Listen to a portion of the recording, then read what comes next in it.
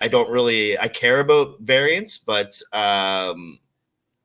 not as much as others. We'll say. Yeah, that's cool, man. I started playing around Miles Morales season was I think was maybe either the first or the second season that came. So I started playing around there. I didn't get in on the beta. But yeah, I mean that's awesome. So I know you told me Ben Brode, and I know a lot of people say the same thing, that Ben Brode kind of brought them to this game, like they followed him into the game.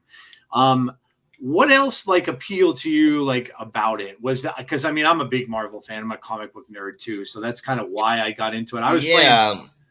I was playing a really bad Marvel game called Battle Lines, I want to say, that was played with cards. That was nothing but a huge money grab. And once they got you in, they ended up like it came out around the time of Infinity War. So right around when that was coming out. Black Panther, I know they were supposed to do a Black Panther series, and then one day they finally said, well, we're canceling this game now. Just out of the blue. And people think like Snap's expensive. The packs in this game where you can only get the really, really rare cards were, I want to say, $50 to $75 a pack for about 5 cards. And it was insane, man. So so that's kind of why I got in. But what else brought you besides Ben Brode? Yeah, I tried the game out. I had to set up an emulator, BlueStacks and all that to play. And to be honest, I didn't really have too much fun until I got to Series 3 and I had cards that really started to make cool decks. Like I got Wong and Mystique very early. So the Wong, Mystique, Spectrum stuff was so much fun, and that really got me into it. Not saying I wouldn't play the game, but you know how it is when you first start. You basically do your missions, you shut her down. You're missing Doctor Doom. Like, you know what I mean? You don't want to play that much, but that really got me hooked. Like I remember I had Wong, Mystique, Spectrum, and all that stuff, and I got Quinjet, and like nobody had Quinjet, and just because it was a 1-2 ongoing back in beta, like I could own house just because I had that one extra little kick at the can. So that sort of stuff really got me hooked and started playing a lot. I really do like the art, but I have to say I wasn't a Marvel fan really at all before this. I liked Warcraft. I liked Hearthstone. You know, you'd be like, hey, Millhouse Mana Storm reference. I'd be like, oh my God. But yeah, like, you know, it's definitely got me more involved now, and rewatching the movies has that extra effect now. Cause like, I didn't even know Ebony Maw was in Infinity War. I just like, you know, I was like, oh yeah, this jerk. And I know this guy. Yeah. The one that doesn't let me play any other cards on my lane. Yeah. Yeah. And like, you know, even I knew the main characters, like the main Avengers, like Iron Man and stuff before, but that's sort of where it ended, right? Like I liked Wolverine. I liked the cartoons back then, you know, as to watching, it'd be watching the movies once and I'm done, you know. None of my friends are really into Marvel either. So, you know, it'd be like an average person going to the movies. Oh yeah. We watched Infinity War 2. Yeah. You know, we'd be like, people are crying when Robert Downey Jr. died. Robert Downey Jr. Spoiler alert. Spoiler alert. Oh my God. I ruined it. He died? What? Oh my God. Yeah. Actually, now he's coming back as Doctor Doom, so he's not really dead. Yeah. I actually read into a spoiler cast of the canceled Kang storyline. Yeah. And I'm not going to get into it because we're all nerds and I don't want to do it. But I think it's the exact same sort of story they're going to do, just swapping Kang with Mr. Doomy there. It could be. This is like what they're doing is they're doing the Secret Wars stuff. So basically this all came from comics that were like 2015, 2016. In the comics, they were Doom was like, I think they called him God Emperor Doom. He wore white. So he was like in charge of this whole new universe that they started and stuff like that. And it was ruled by him. And it was just, it's a very weird story because like Scarlet Witch marries him. So it's all over the place. And so I think that's quite well then. Yeah, he did well for himself. Yes, yeah. Yeah, but it's crazy. There's I growing up with some of this, like seeing like Superman in the 70s, seeing Batman, Michael Keaton's Batman and all that kind of stuff. I really never thought it would go this far. I never saw it going to where it is. So it's pretty cool, like for me to see like all this stuff come. Like one of my favorite books is Infinity War. Like I love Thanos and I love the comic. But yeah, it's just cool. It's cool to see all of it. I think I would watch motion comics. Like I do some of the YouTube where people go through it. Yeah. Like if there's official Marvel, like I think I would read Infinity Wars if it was just like a TV show and it went through it. Like, and that should be relatively easy to do. Scan the pages and then have one person can probably do all the voices with how talented the people are, right? Yeah. I often wonder why they didn't do that. Yeah, that's a good point. You would think that with comics, you would think that they would have someone do that. They do some graphic novels and audiobooks. So sometimes you could buy like audiobooks. Yeah, Watchmen I think was like that. Yeah, Watchmen had one. Yeah, which is a great. But yeah, it's you know what, like you said, it's a great time to be a nerd.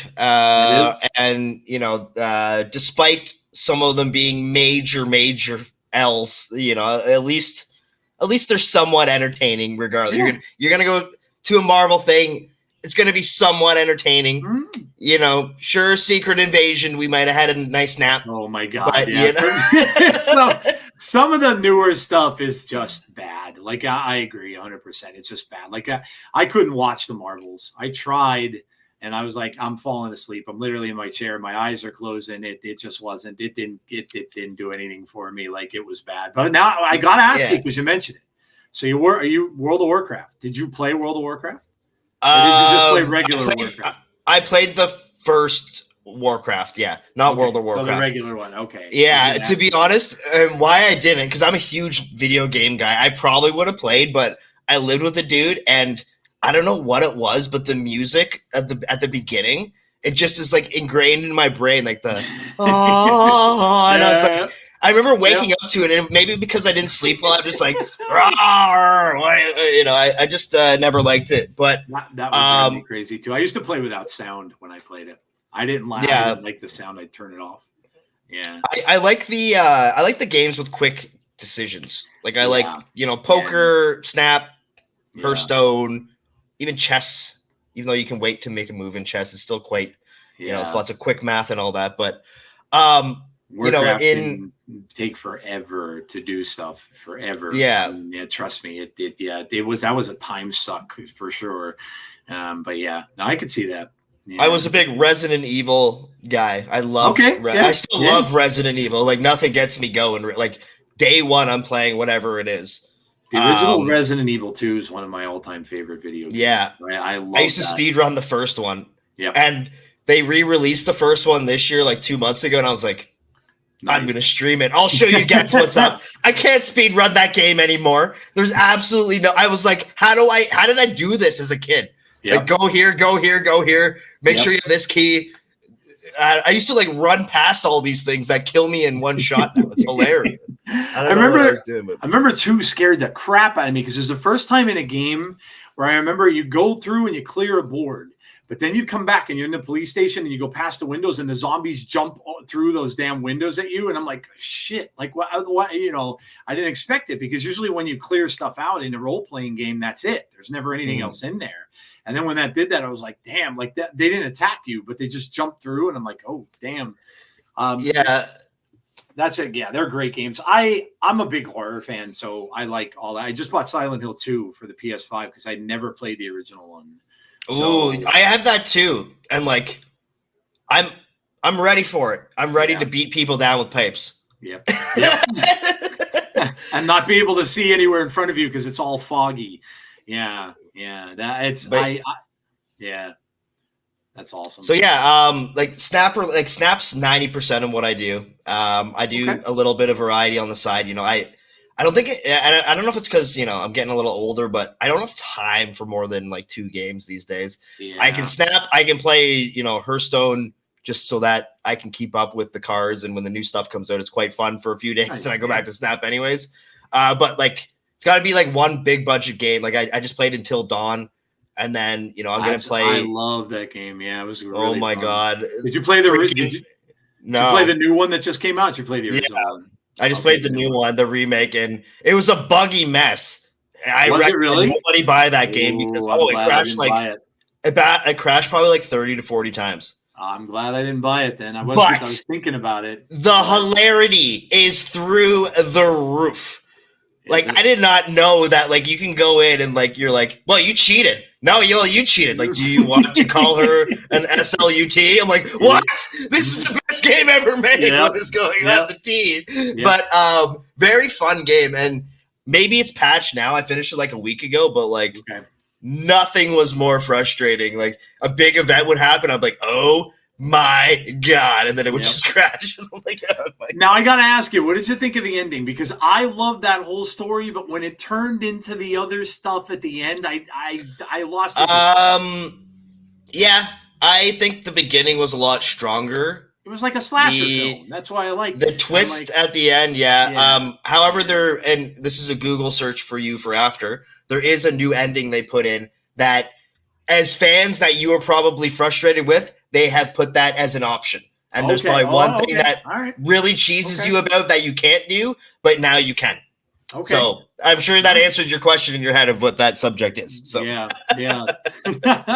No, I like those type of games. They're very not a lot of people necessarily do because there's not a lot of action in them. You're basically just making decisions and stuff like that. But there was another one. Oh, damn it. I'm never going to remember the name of it either. There was another one where the premise of it was the guy, beginning of the game, the guy's little boy was kidnapped. And I just remember him seeing the balloons go. Oh, Heavy Rain. Heavy Rain. Yes, I love that game too. Very similar to that. Yes. Where you can keep shouting Ryan. It's the final part. Yes. Yep. That's great game. Yeah, honestly, I like those two. And Detroit Beyond Human was another good one. Beyond Human was good too. For all us single birds, I don't know if you're single, but I am. It's a great date game.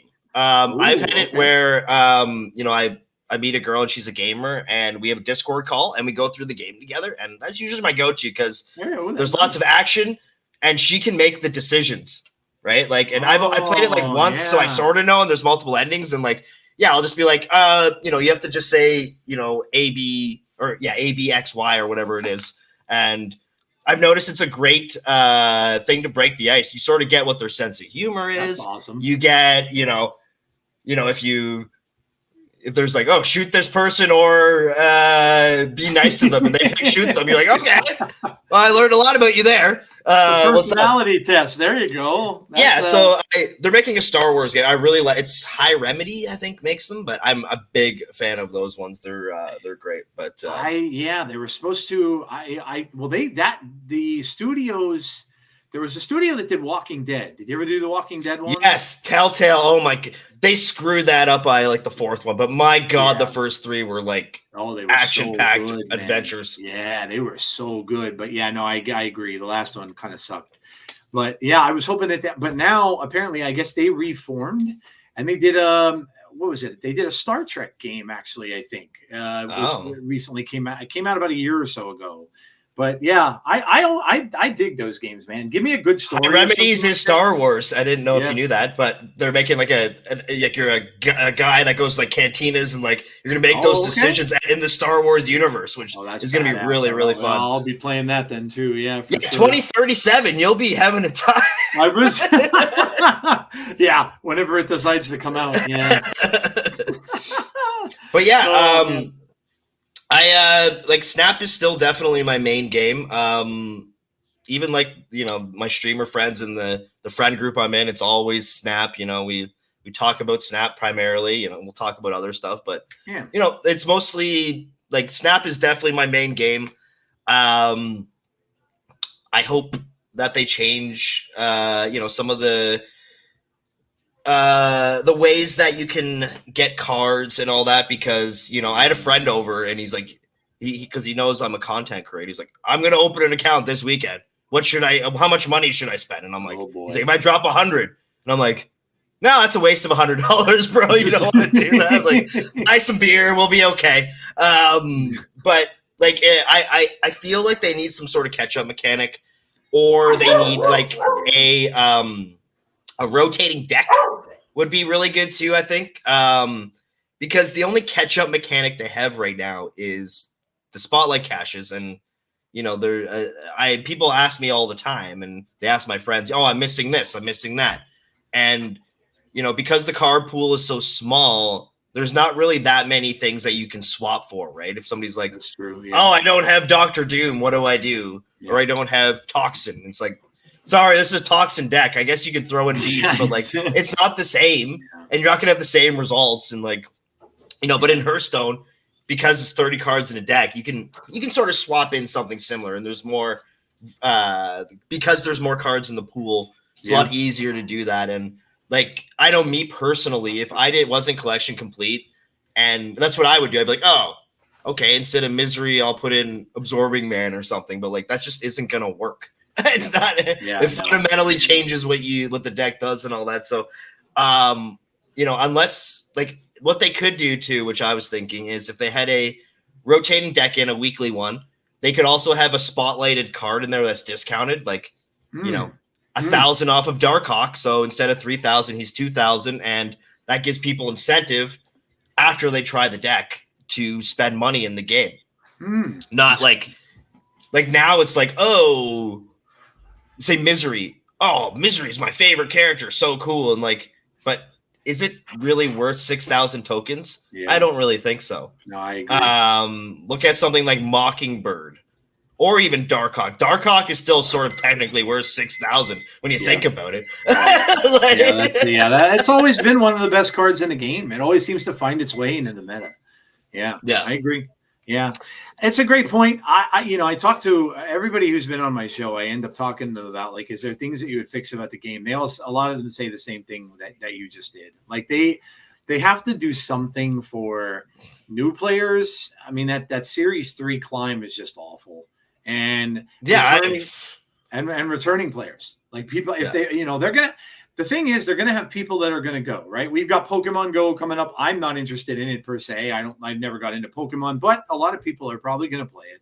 And, so they're going to have people that are going to end up either leaving for a while or going away for a while. And then maybe they'll come back, and coming back to this game is really, really hard it's terrible. Yeah. I wouldn't do it. I don't think. Like, when I run out of resources, it's either, I start spending more money than I make streaming on cards, or I switch games. Like, and Rivals is coming out. And I did play Overwatch quite a bit. And so that's going to, I'm probably going to be 70-30 regardless. Right. And I love Snap. It's just like, I'm not spending 10 grand on this game. I don't care how, like it's one of those things. Like, I'll be fully honest here. I'm about 2,000 US in, but I'm a content creator. I make money off of it. Yep. And if I didn't, it wouldn't be anywhere close to that number. Absolutely not. Yeah. And it's only, yes, I know that it doesn't seem like that much in the grand scheme of things because of what I have. But for a video game and just in general, I find that's kind of an obscene amount of money. Like, that's almost a computer. Or it is. Yeah, not it is the computer that we want because our headgear is there. We want to, but like, it's close. But yeah, it's if the game wasn't as polished as it was, the community wasn't as good as it was, I don't know. Like, is any game worth this much money is another question, right? That I ask myself a lot. Like, why? If AAA gaming was better, would I still be playing this? Like, if every AAA game that came out now, I had absolutely no desire to play other than when I pick and choose. Yep. Rarely, like, all these big budget games now, like, I didn't even know Concord was a thing until it was canceled. I didn't hear about it. The first quadruple A game, shouldn't I have heard of that? I didn't.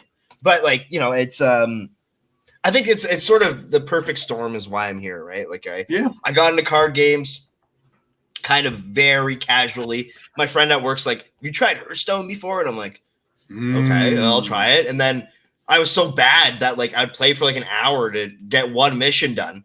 And then once I got a legendary, it was a good one. And then everybody was so jealous. And then like I could make decks, and then like that sort of started me off, right? Like, oh my god, you got Dr. Boom this early, bro. And I'm like, I know, man. I'm the coolest. Ladies, don't make me lock the door. Right. But yeah, and then I'm not saying it's these, they are addicting, but I sort of got addicted to the quick math, and it's very satisfying when you make something really quick, like you crunch the numbers, you're like, okay, I got this, and then you play it, and then it's the right decision, and then that dopamine goes in. Oh yeah. As soon as that happened, like this is sort of what I like in video games, like I like the quick, quick math, and nothing really gives me as much happiness as when I do some crazy quick, calculation in my head and it's right. And especially on the weekend, because we don't do math on weekends at the Robitussin channel here, because that's for work time. Come on, now. I need to get paid money to do math. Come on, now I'm 38. But yeah, in general, I really like the game. It's just the bad stuff about it are bad, and the good stuff is really, really good. Yeah, right. Like, so it's a mix, and now there's a premium pass that, like, I'm assuming like is pretty much a must buy for some people like us, right? Like, are we going to miss out on more currency, more progression? Yeah. Like, I personally like the variants, but I'll never buy, except for Howard the Duck or Uatu, buy a ultimate variant. I'd only do it for the Twitter clout, of course. But, like, we'll get in these conversations with my streamer friends, and like, I don't put value on variants really, right? Yeah. Like the Galactus, I want the Galactus.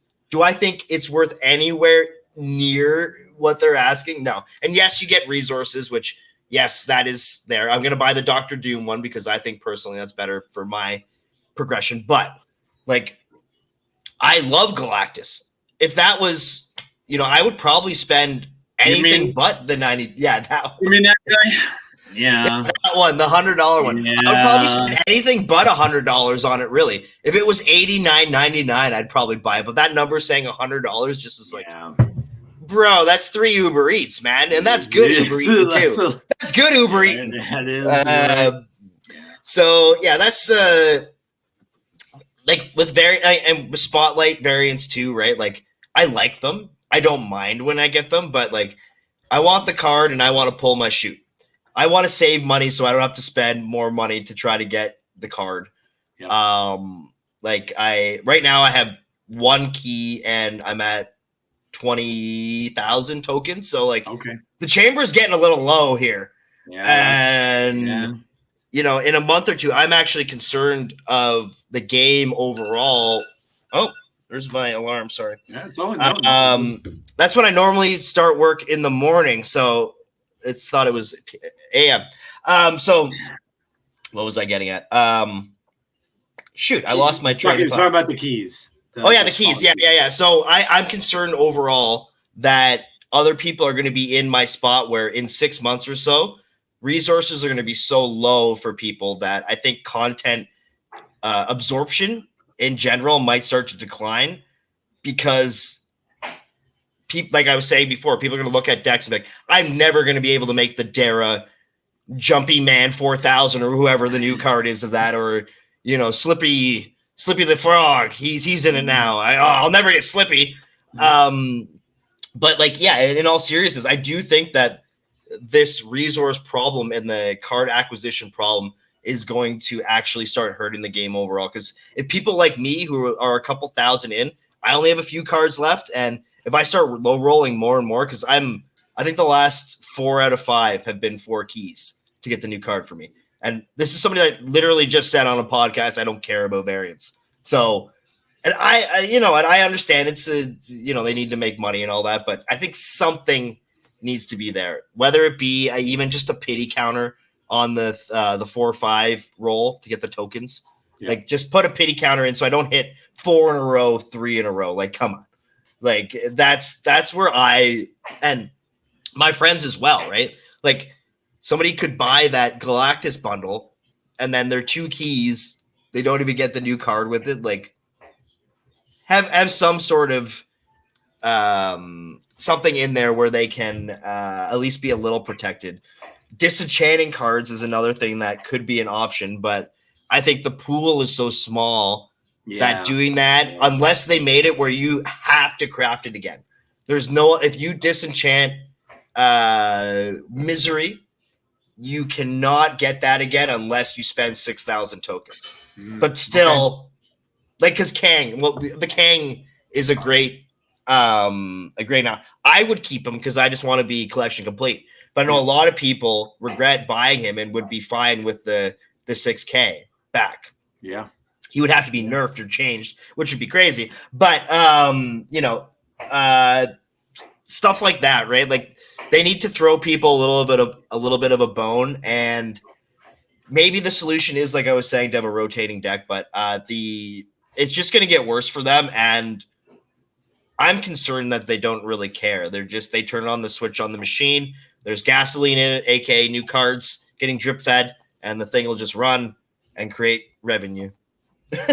Yeah, I mean, I agree with a lot of that. It's you have the cards that and the other thing too, I noticed that gold, they're not giving as much gold anymore either.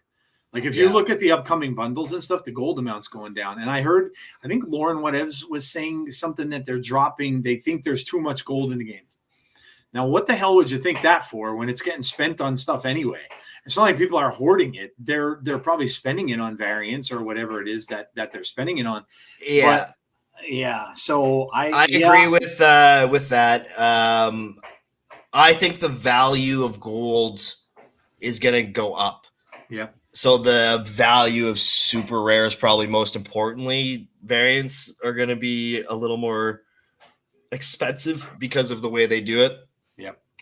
Like, is the only way going to be spending regular price on gold again? Because that's pretty dumb. I'm not going to do that. Yeah, I'm just not. I'm not spending $100 on 8,000 gold. I'm not going to do that. I was surprised that didn't go down in the Galactus bundle. I thought for sure when I saw the upcoming other ones that are coming out, I thought maybe they would lower that gold in there. But it's I mean, there's a lot of things that are going on. The worst thing you can imagine that can happen is if a game just folds, and they do. I mean, look at all these mobile games that are out there. There's so many of them. How many of them have staying power? Like, how many of them become a Candy Crush and everybody still plays it to this day? They don't. A lot of them just fall off the earth, and that's the end of it. So, it's something you have to think about. And from your standpoint, well, I wanted to ask you too. When did you start in content creation? When did you get started with that? This is actually pretty funny. So, I started Twitter in like 2021. Okay. And I started just because I wanted people from the Hearthstone community to follow me. Yeah. So I would just go on and I started making memes and posting videos just to see how much views I would get. And I'm like, oh my God, I got 200 views on this video. I'm so cool. Zeddy followed me.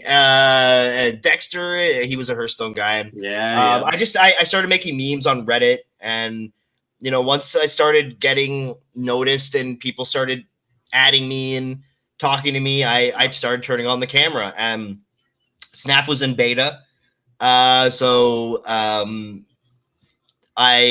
met Super Tech God. He was probably like the first person I ever met in the community. He's awesome. And he rated me the one time. So my little me with like 100 viewers, I was like, oh my God. So what was funny is I rated Tucker. And after that, we started talking. He's one of my best friends now. So getting into content creation, it was just, trying memes, trying to get people to follow me, making funny comments. And then once the clout started happening, I started to realize that, I should maybe try to do this. And then, I just turned my camera on, and, for 6 months I had 1-2 viewers, and shout out to the OGs that always watch me. But, I had a couple people that watch me, but not really any. And then, after networking with people and then being invited into podcasts and, I started the polls on Twitter, which actually started going. And now I've evolved into memes, which has then, sort of skyrocketed a bit. Who knows me? Because, if there's one thing I love to do, it's to make people laugh. And if I do what I enjoy, which is making memes and making people laugh, and I've been seeing it pay off, which that stuff gives me more confidence to go further with it.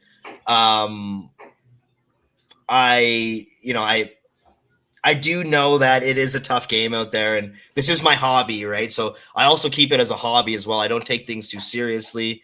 If people want to get mean or any sort of emotion on the game, I just shut it off. I don't really care, and I will stand by that it's a video game, and success from a video game. I personally, I have my successes in my real life, on my career and stuff and my life that is a lot more important than that. There's definitely a balance of this stuff, right? Like, the game is addicting. I don't play off stream. I play on stream. I play funny decks. I'm there for the music. I'm there for the community. I love that Friday night I can crack open a beer, turn on my camera, and hang out with people. Especially being older, with all my friends that have kids. I just can't go kick in the door at their house with a 12-pack anymore. I can, but we're watching Blue's Clues. Yeah. I'd be a little awkward. Sorry to all the parents out there, Bluey. But yeah, I really, the reason I started was to try to make people laugh and see how far I could go. Because when I was a kid, I always wanted to be an actor, and I've always loved improv, and I love freestyle rapping, and I like all the fun, weird stuff. One of my dreams in life is to be on Whose Line Is It Anyway?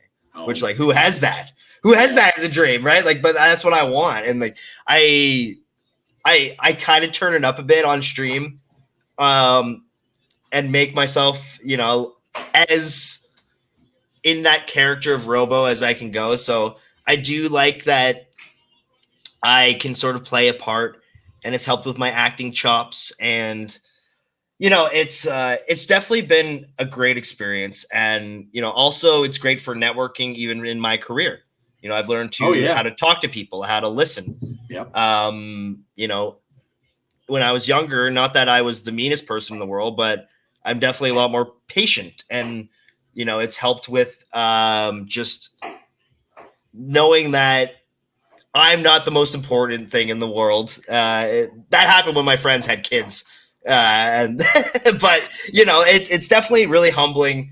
And people look up to you, and when your voice matters a lot more, you definitely mature as a human, right? Like, I'll bring up a little bit of a tea, but I made a meme last week that went after a mod that said, I'll say some ignorant things about the game. I made a meme that got 10,000 views in half an hour. Man. In half an hour. So this thing was locked and loaded and ready to skyrocket. I was asked to take it down. I'm not going to say by who, but it wasn't my grandpa. And I took it down, and I know that was quite big of me, because that thing would have gotten 100 to 200,000 views because of how funny it was. And that's my thing. Like, I feel like I had not only a heart bringing it down, but it also showed my true colors, that, I did it for a joke, because what was said probably needed to be aware. And I took it down because not only that I did not want the person to be attacked or anything like that, but I also wanted them to learn that, when you're in the public eye, and if you say something like that, it might come back. And, not saying that won't happen again, or maybe they didn't even listen, or maybe they didn't even learn, but that sort of stuff as well. Like, I had the power to keep that thing up. And if something bad would have happened, or somebody would have said something really mean to him, I would have taken that personally. And, I know a lot of people wouldn't delete a post that's potentially going to be 200,000. And for everybody that's listening that doesn't use Twitter, most content creators, like the big ones, get maybe 20,000 on a post. So this thing was loaded up, ready to go to the freaking moon. It was that funny. So I took it down though. And, I just wanted to add that in there that, content creation is definitely, you kind of have to have that mentality if you do make content. If I never want to be the guy that's malicious, that goes out on somebody, I hope that people know that what I do is out of love and a love of the game and for humor. Like pretty much everything I say, other than when I'm serious, is going to be probably a joke. That's just what I like to do. I like, one of my main goals in life, I haven't done it to you yet, but is to break people, which is make them have uncontrollable laughter. And I've been successful with literally everybody that's been a friend. So, a couple beers in, we'll definitely get to that with you. But that's just sort of I can see it. I can see you're that kind of a person. That there's nothing that look. Twitter needs that, man. Let me tell you. Twitter especially needs that. Twitter can be a cesspool. When I started doing this, I did this because basically my daughter told me to. My daughter's like, Dad, I DJ'd back in college. So I was a nighttime DJ on a radio station at State College, PA, and I did that. So I always kind of loved it. And so she says to me, Dad, why don't you podcast? And I'm like, I don't know how to do any of this stuff. She's like, Dad, it's an app. It's so easy. Even you could do it. So I started, right? So I started doing that we started doing it in COVID. And I met another person online, and we started a wrestling podcast of all things, a pro wrestling podcast, because we're both very wrestling fans. So, and we're still doing it. We're still doing it today. But I get what you're saying about the post, because I remember we posted something about a wrestler who was very, very popular, has since passed on.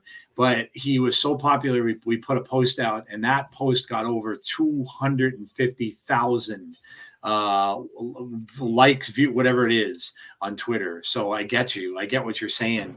But yeah, listen, it does need, I can say this.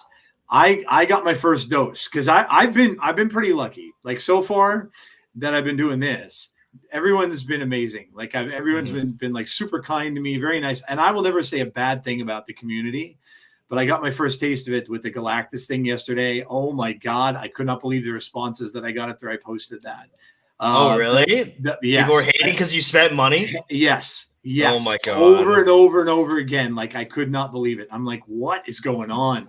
To the point of where let me just say something quickly. I didn't want to interrupt you, but just for everybody listening, anyone can spend the money that they want. And here's my thing. Unless it's hurting somebody, I would never say a peep. Unless it was my close friend, and instead of, getting their child care, they spent it on the game. Then you talk about it. But, if somebody has disposable income, let them fly. Like we all, like if you go to a bar one night and you spend $100 on shots, do you want Snap Decisions to DM you saying, why'd you buy all that tequila? No. So if anybody has any discrepancies about, somebody spending their money and yes, it was $100. It's a lot, but a lot of things are $100.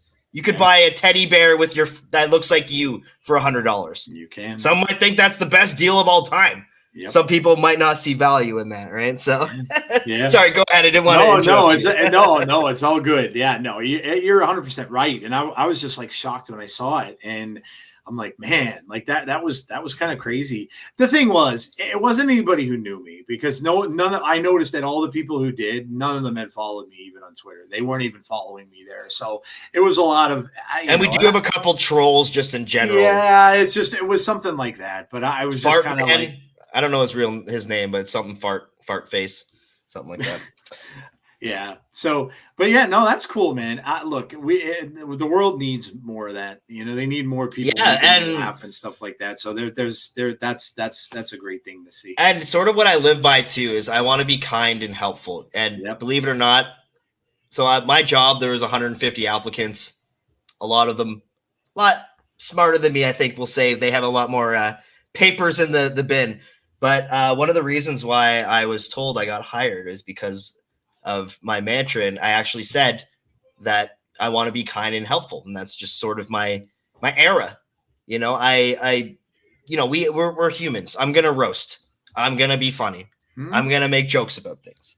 But in general, I want to be kind. And if somebody is having a bad time and there's something I can do to help, whether it is playing a silly song or making a meme or something, I feel like that's kind of one of my prerogatives on earth, is to just try to make people understand that the bad days are bad. Everybody has bad days, but if I can make somebody at least, smile or feel a little bit better on those days, then I've at least done something positive with my content creation. And I do, selfishly, I do love the community and just, being able to turn on my camera and, drink beers and hang out with people. But, what really does matter to me is that people are enjoying themselves. People are having fun, regardless of what this crazy world is, whether it be their finances, relationships, whatever. They can look at me as a friend and someone that, can at least entertain them for a bit. So that's why I do it. I don't see myself ever going professional unless I have some like hit YouTube show or something. But so this is a hobby for me. It will continue to be a hobby, and it'll be a hobby of love. So that's basically it. I love that. Yeah, I love that, man. That's I close every single show that I do by saying, be kind to one another, and we're the same way with the wrestling show that we still do. I mean, there's content creators that do wrestling shows that are millions and millions of subs on their channels.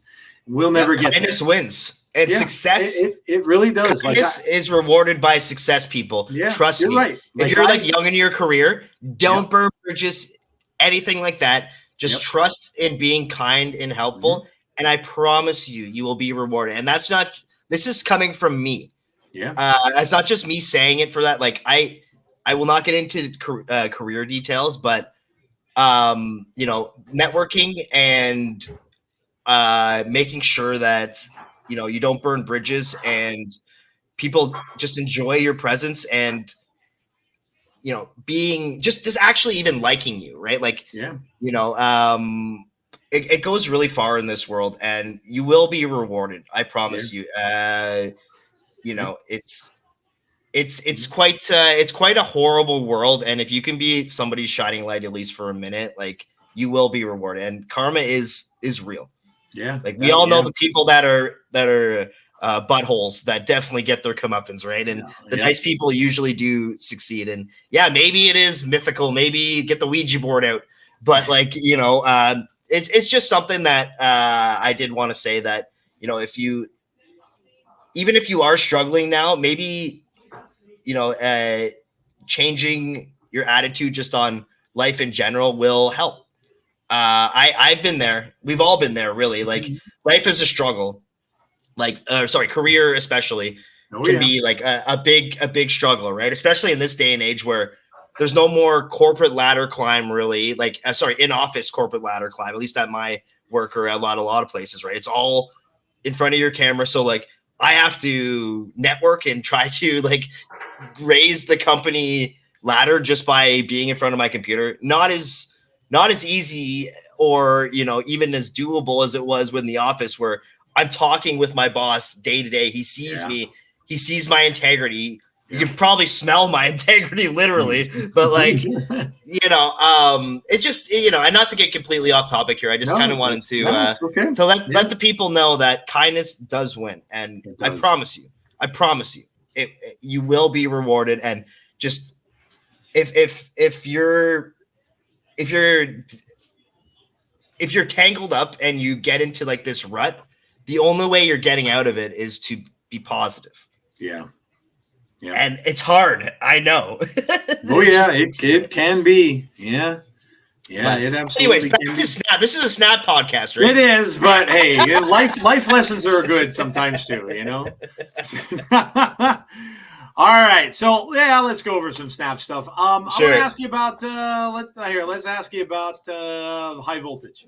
So what did you think about it? I mean, I gave a little review of it on my podcast that I did yesterday. I liked a lot of things about it. I liked the quickness of it. I liked the fact that you really had no stakes. It didn't really matter if you won, you got 20 lousy volts, so who cares? The only two dislikes I had were whoever had the bright idea of giving people the idea to play Electro and Viper in one of these things and not allow people to play cards, you are a bad person. So that one. And then there's the only things I thought were drawbacks were just their ban list should include a couple more cards. Electro, I would say, is definitely one, and probably also like Goliath, because Goliath's just he ruins everything. So 3 farts, like I got it once, and I'm like, well, yeah, that's enough for today. Yeah, that's it. Yeah, right. It's like, yeah. I mean, I thought it was fun. I mean, there's basically people just playing crazy combos, and whoever got their combos off was going to win. But again, it didn't matter. As long as you did your missions, you're going to get the card. So, yeah. Like, what were your thoughts on this, and would you like to see it come back again at some point? So I'm going to be completely honest here. Yeah. I did not get the card for Deadpool's Diner simply because I didn't want to put the time in. Okay. So this was great. I didn't get the Iron Man variant. I just got the card and stopped. But I did like it. Definitely the fast-paced games were great. I think at the beginning it was a lot more enjoyable until the meta was figured out, where I was getting farted on 3 times in a row. Yeah. And then I didn't get Electro Vipered, but like, my God, that is horrible. Insane. I got that in one game. Luckily, I only saw it once. But when they did it to me on turn 2, I'm like, this just sucks. Because they're playing a handful of cards. Because, like, yeah, dude. Cozy releases a video. Cozy saw I didn't even know that. I didn't even realize that until after I got off and I'm starting to watch some of the videos. I just guessed that. No, he did. He had it on his channel. I'm like, are you kidding me? Like, and now, to his credit, he did say, I would never promote anybody to play this type of deck. But he showed it, and I'm like, oh, my God, now everybody's going to play it. Because, they see Cozy playing it, they're all playing it. So it's like, but yeah, no, he had it on his video. Yeah, I guess your only out is like a Black Panther Arnim Zola nonsense, but that's not even going to work out. No, it's not going to get his when they're playing like 10 cards and you're playing 1 every turn, it's like, yeah, that's not going to cut it. I did like how short it was. And at least like the card is all I really care about. The variant's cool. I just didn't really have time to finish it. Yeah, it's not the greatest Iron Man variant. It'd be cool if they somehow didn't expect you to log in 3 days or 3 times a day. I am not doing that. I will never do that. I'm sorry, I have a job. Yeah. Like I'm not going to go and play 100 things worth of cards. No, it's not worth it for me. No, I'm the same way. I can't play. I did like the speed of the games and how you could complete missions very quickly. If it was an actual mode in the game, because I don't know if you get in these jams too, but like sometimes I just need my missions done because I'm going out with friends or going out for dinner. Or, like I don't have time, and I can't. And this game is so expensive that like it literally hurts my soul if I don't complete my regular missions. I went to SNAPCon. I missed like 3 days, and I'm like, $3 worth of currency. But like, I did notice that like I was basically a key behind. So, that's a problem. Yeah, I get that way too. Did you go to this year's SNAPCon? The one that we did? Yeah. Did you? It was the best time ever. It was the best. I highly recommend everybody come. I have to go next year. I really wanted to go because I want to meet people that I haven't had on the show. I've had so many content creators on the show, and I wanted to meet people. I was talking to Felicity about it before it happened and stuff like that. But yeah, I heard it was everybody who said they went said they had an amazing time. Yeah. So the event was one thing, and then we had the Power On House after. So they talked about the Power On House. We had some fun, and it's just great to, like the cops came, so we only had like a half an hour party. But that an hour was the bomb. I'm telling you. And we went to the hotel after, and there was we got to hang out there. But that's cool. But yeah, in general, like I wouldn't. That was arguably one of the best trips, if not the best trip I've ever been on. I got to meet. It was hell to get there, but I was on standby and it was terrible. I got there, but but in general, everybody was pretty much exactly as I thought they were going to be. Everybody was super kind. That's great. Like, shout out to A Party. Like, she just bought me a case of beer. She's like, I think you need beer. Here's some Heineken. I'm like, who are you? Who are you? I love you. Right? I heard there were people that like there were some people were saying that there were some people there that they didn't expect them to look the way they did. Like they said Guest was like super tall. Like they said he's like a giant. Guest and Tucker are like 6'6". Yeah. Oh my God, that's insane. They can dunk, but yeah, like everyone just being super friendly. Felicity is about as nice as you can find somebody. She invited me for karaoke and stuff, and it was magical. I'm not gonna lie, it was magical. Would you like to hear the story of that? It's quite fun. Well, now I gotta hear it. Yes. Yeah. So the last day, this is the Sunday. So SNAPCon's over. Yep. We were partying to like 2 a.m. We're out of the Airbnb at 8. So I'm like 4 hours sleep. Not that it matters. I'm on like, steak and whatever. So I wake up. We get out of the Airbnb. So I have to go. I just go to the hotel and hang out. And then Tucker's like, we're going for breakfast. Do you want to come? And I'm like, okay, yeah, sure. So we go, I think it's Denny's or whatever. We go eat. And he's like, we're going to Felicity's to do karaoke. Do you want to come? And I'm like, okay, sure. I was supposed to go to Prashant's, but it didn't work out. So I went there.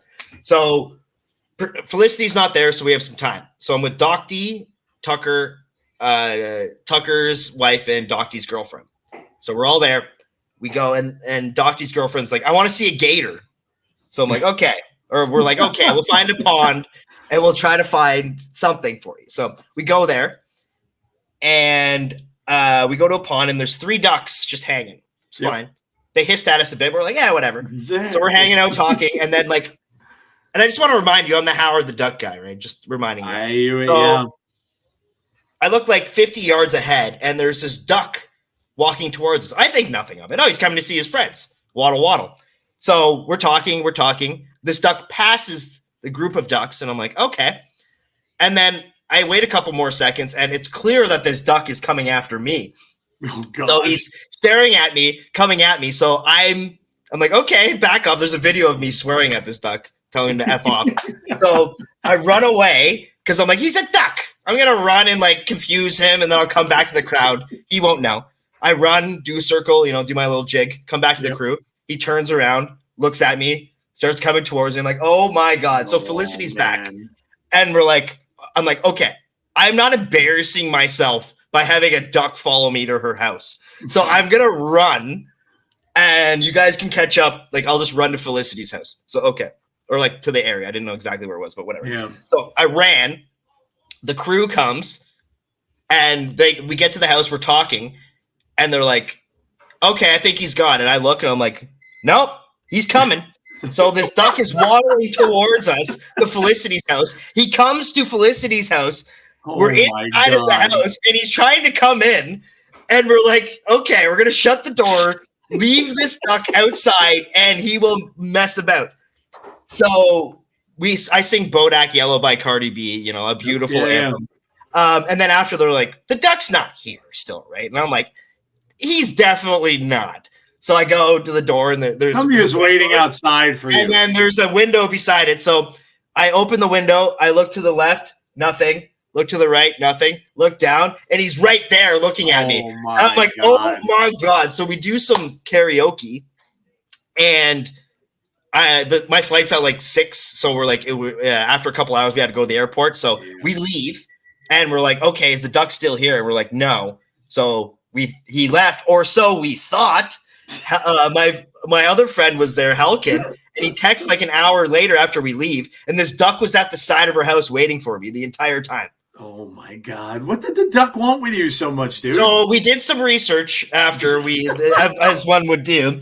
So we think the first 3 were females, and he's the male, and he's territorial, right? And he's, the ones with the red on their face? Yeah. Like they're nasty. Like they can get nasty. So we think he just spotted me. It was either the shirt or, maybe Howard told him. Maybe Howard did. Yeah. Tucker was dying, and his wife too. Imagine. It was so funny. It's obviously me. Out of anybody else, it's obvious me. So, and then they did a duet on "Let It Go," and like Celine Dion, Doc D's girl and Felicity just had amazing voices. It was magical. I'm not gonna lie. So I hope next year there's karaoke as well, so we can do more of that. So I hope so too, because I plan on being there. I hope they were saying that they were thinking maybe they might move locations at some point. I said, well, if you do come up the east, come up to the Northeast, do it in New York. I could drive there. I think New York would be a good middle ground. I kind of want it in Canada, but nobody will come. I'm Canadian, yeah. Okay. I didn't know you're from Canada. Yeah, I'm very close to Toronto, so that's where I hang. Okay, but nice. That's great. Yeah. I'm Canadian. I didn't know you're the first person that hasn't completely called it out because of the way I talk. Now that you just said it, I heard you say out, and I heard the accent. Yeah, I'm getting I'm getting more and more used to it though, because now I started another show with Nick. I heard. Yeah.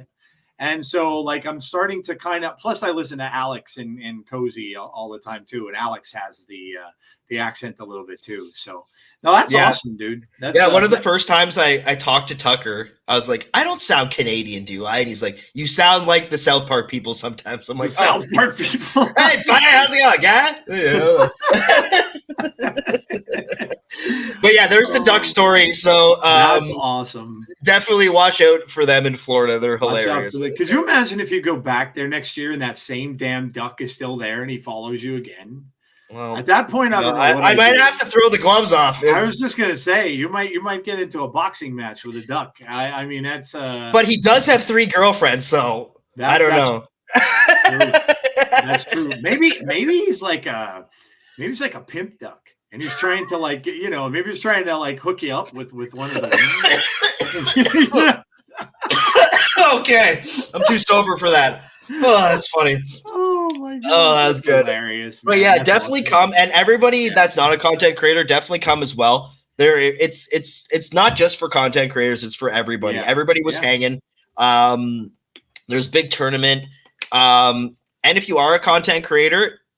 Felicity will give you a shot. You'll be able to do some casting. Most likely you'll be involved in tournaments. Definitely. If you want to be, even if you're not a content creator, you'll be involved in stuff. So, if you want to be a content creator, it's definitely great for networking and just to hang out and meet all your the people that you watch all the time. Cause, I have to say that the community is that nice. And this is coming from a Canadian.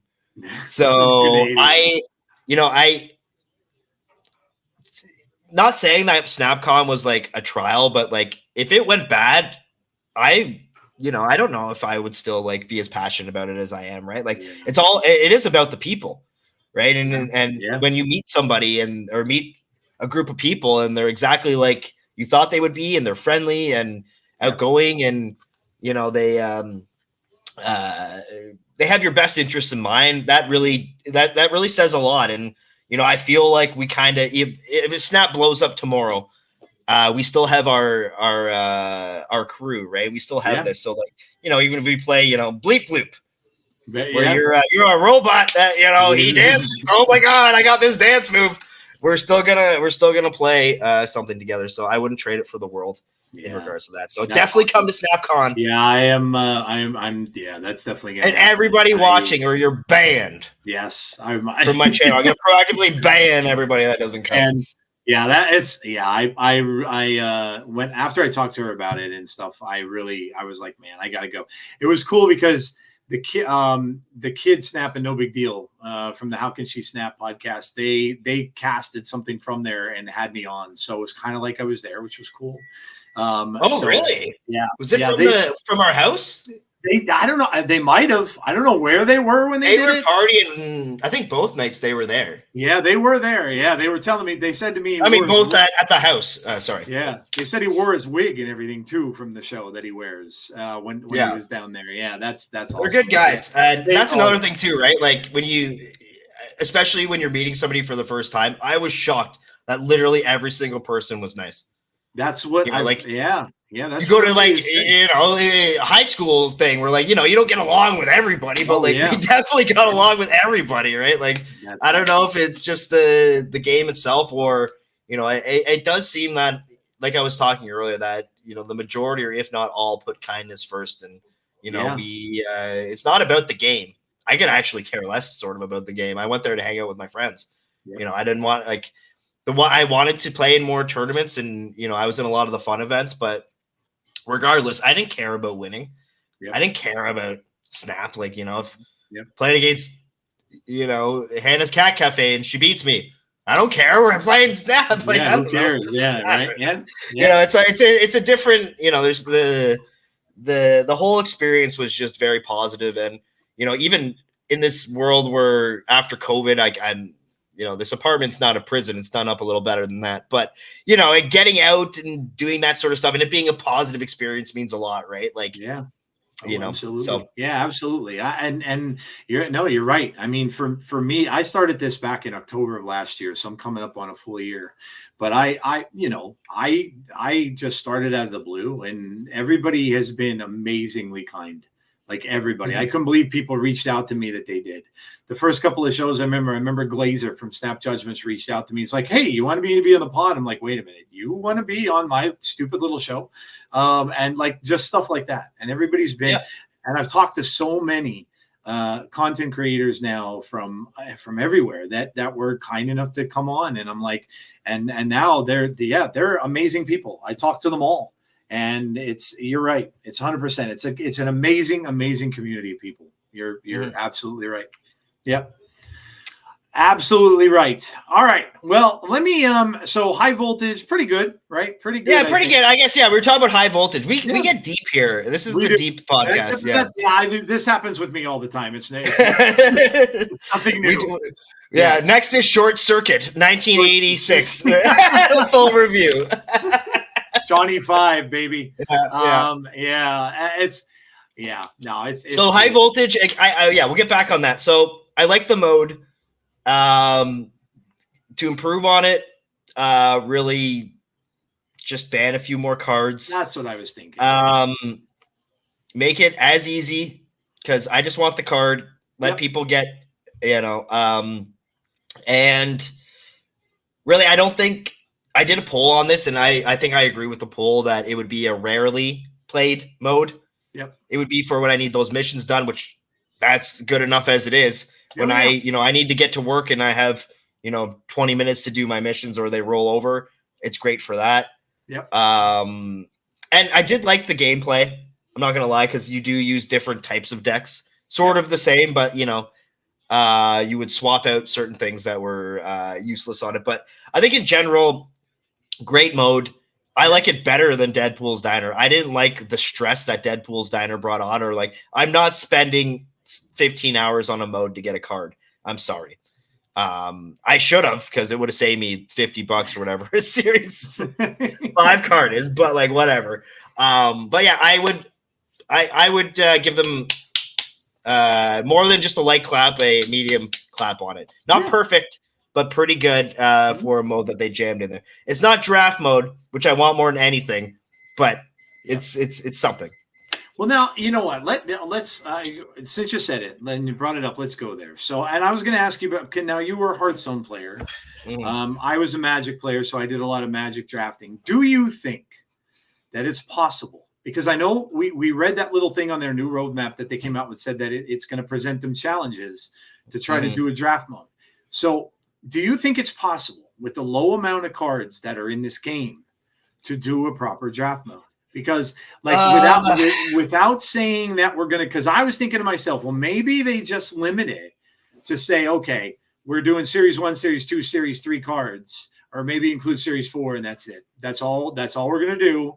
Everybody's going to get the draft from series 1, 2, 3, and 4, because their comment that they made kind of made me think, I don't know if this is going to get done, because they had mentioned that we're finding it where, let's say somebody wants to make a discard deck, and they're going through and they're trying to get the cards to do the deck. Well, they're never going to be able to do that, because there aren't enough cards that are going to come to them that they're going to be able to do it. So that's what I'm that's what I'm wondering. You played Hearthstone, and obviously, so do you think that they can do this with this? So what I think needs to be done, either there needs to be a hidden rarity system that would separate them. In Hearthstone draft mode or arena, There's commons, rares, epics, and legendaries, and yep. power levels are according to that, basically. Yep. Epics usually do like something more unique than a rare, like in Hearthstone, then one of the new epics is like set your hero's health to 42 if both of them add up to 42. But like, a rare would be Battle Cry, which is like on reveal, summon a 5/5 or something, right? Like it's more complicated than that. So I think one of the problems is that rarity, but it's also the balance of all the series. So how they're going to balance the draft pick. So like you would think it'd be a 1 and 3. Is it going to be dependent on series? Probably. However, I think that rarity system is probably flawed for this draft mode. Like if you get one of all series 5s, there's probably only going to be one clear choice for you. And unfortunately, like,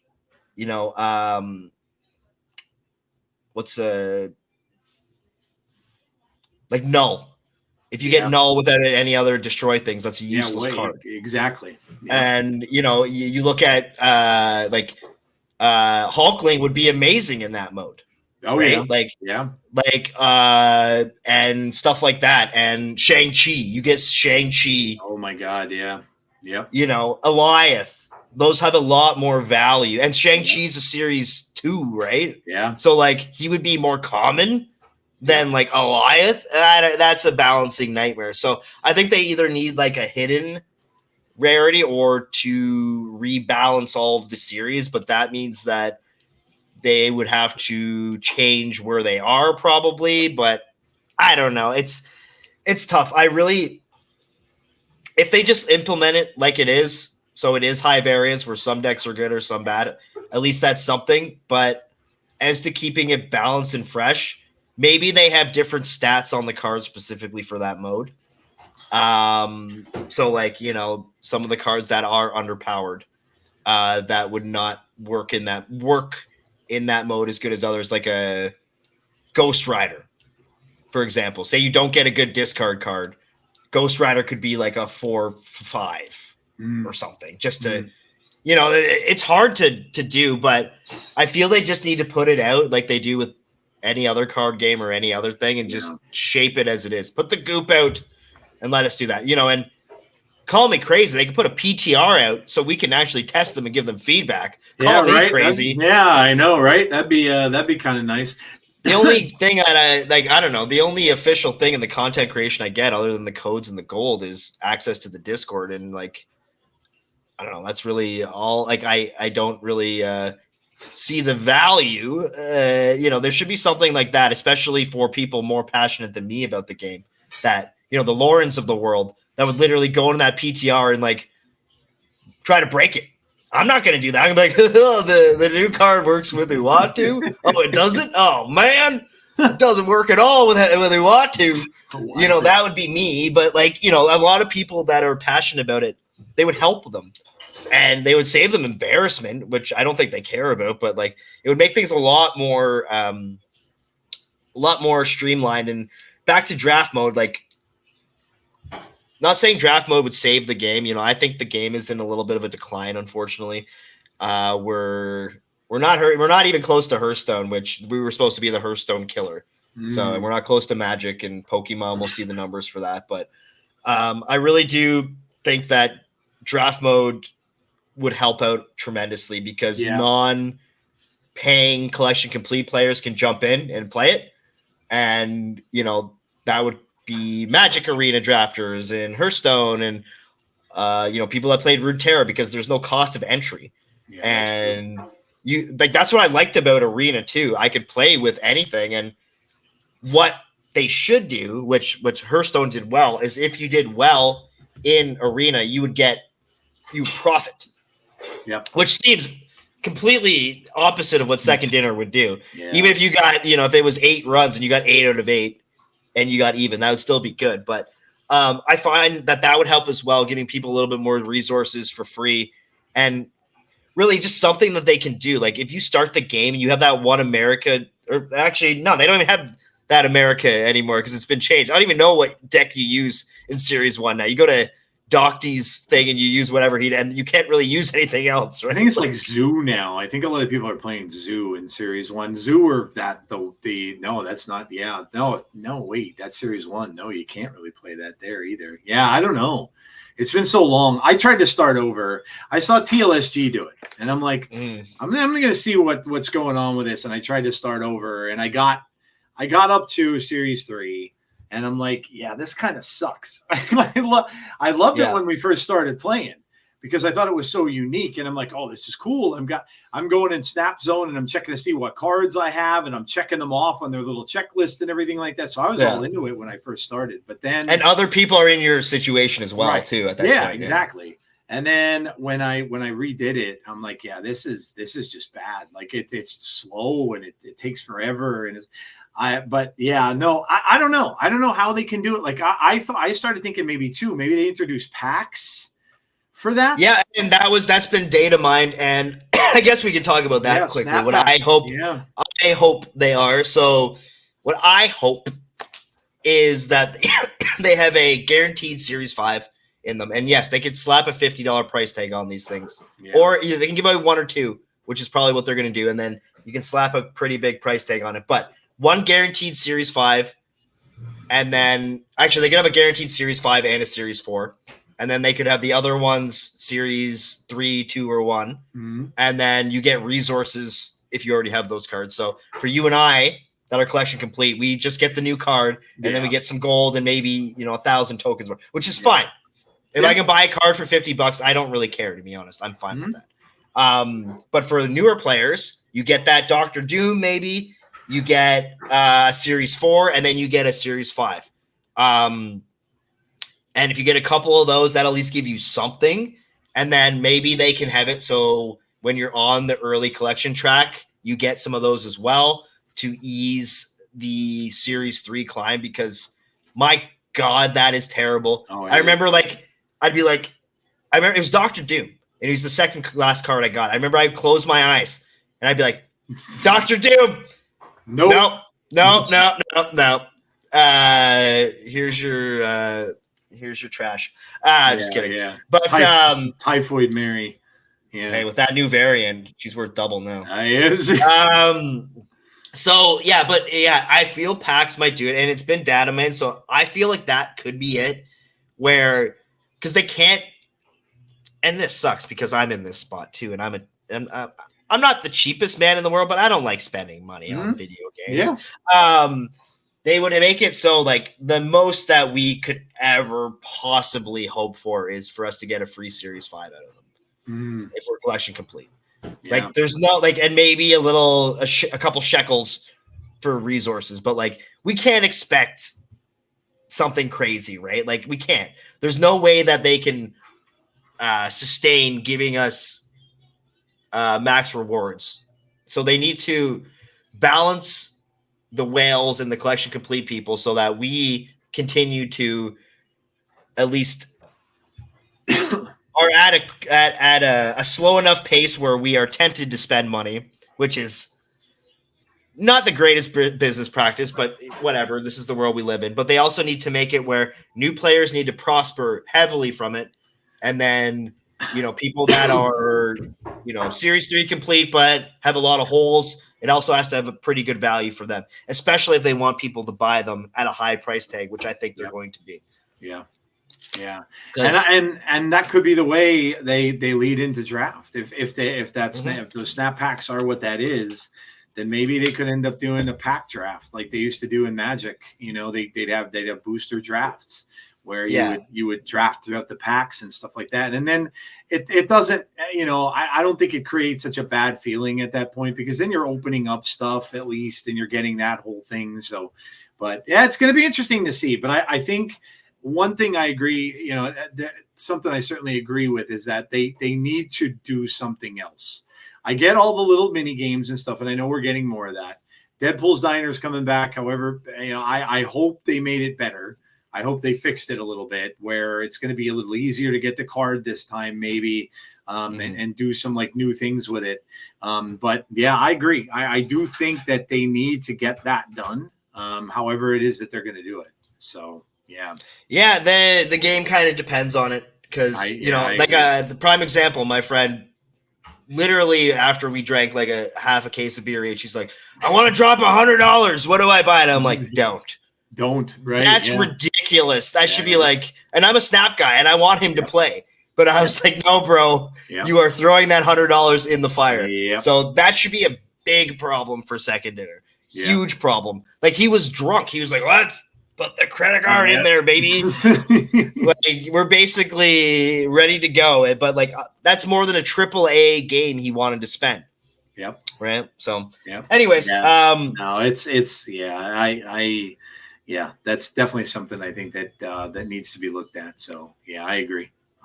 Well, we got Deadpool's Diner coming up again in November, and I think we got I'm going to go over these cards with you here that we're getting in November too a little bit. So let's take an early look at November, shall we? November season's coming up. There's one. What? How many cards do we have left this month now? One more card. This month? It's Agent Venom. Is that his name? No, it's not Agent Venom. Oh God, the white Venom, the one that heals people. Oh man, what the hell is his name? I forgot now too. And now that I see, it's going to bother me. I want to say Detective, but it's not. It's not. No, my God, anti-venom. Anti-venom. There's all these I don't know what the heck's going on anymore. This is a weird season, even for Which Venom did you play? One or Venom 47? I'm a comic book guy, and even me, like I didn't even know a lot about each of these. I didn't know there were this many symbiotes, and I didn't know that much about them to begin with. So anti-venom I knew only because he's like kind of a good one. He like heals people, so he's actually a good one. And I knew Agent Venom because he's Flash Thompson. But other than that, there's like all these other ones, Toxin, Scorn, all this stuff. I'm like, I don't know anything about these. But yeah, all right. Well, let's look at these. These are obviously November's cards. This is the War of the Realms season, they're calling it. I would have rather they called it Thor's Giving because I think it would have been hilarious. See? Yeah. Ben, I know you're listening. It would have been hilarious, man. Missed opera. Bruh. Dude. Especially with all the cards they're coming out with that are all eating food. We have a Dr. Doom eating a turkey variant. And so there's all these food eating cards anyway. So I'm like, well, come on, you missed out. Should have been Thor's Giving. But anyway, I digress. We have Surtur is the season pass card. He's a 3/5. After you play a card with 10 plus power, this gains +3 power. He can get very big, very easily, I believe, looking at this. Yeah, like really, really big. Great season pass card, I think, just in general. Like that's what always scares me. Like I always use the example of Copycat. Think if Copycat was a season pass card, that'd be freaking madness. Especially how it is. But this, Scar's BFF. I'm gonna assume Scar and all those big, like if you you put a Tuma in your deck, Scar, or like a whole bunch of other 10s and stuff that you can get. This is he's gonna be a big boy. I mean, 2 10s, he's a 3/11. I mean, that's already kind of sick. And then that's Scar value too. Right? Big stuff. The decks that do just play big stuff, I do find them fun. Yeah. And what's good about it is there is good counters. Shang or Shadow King.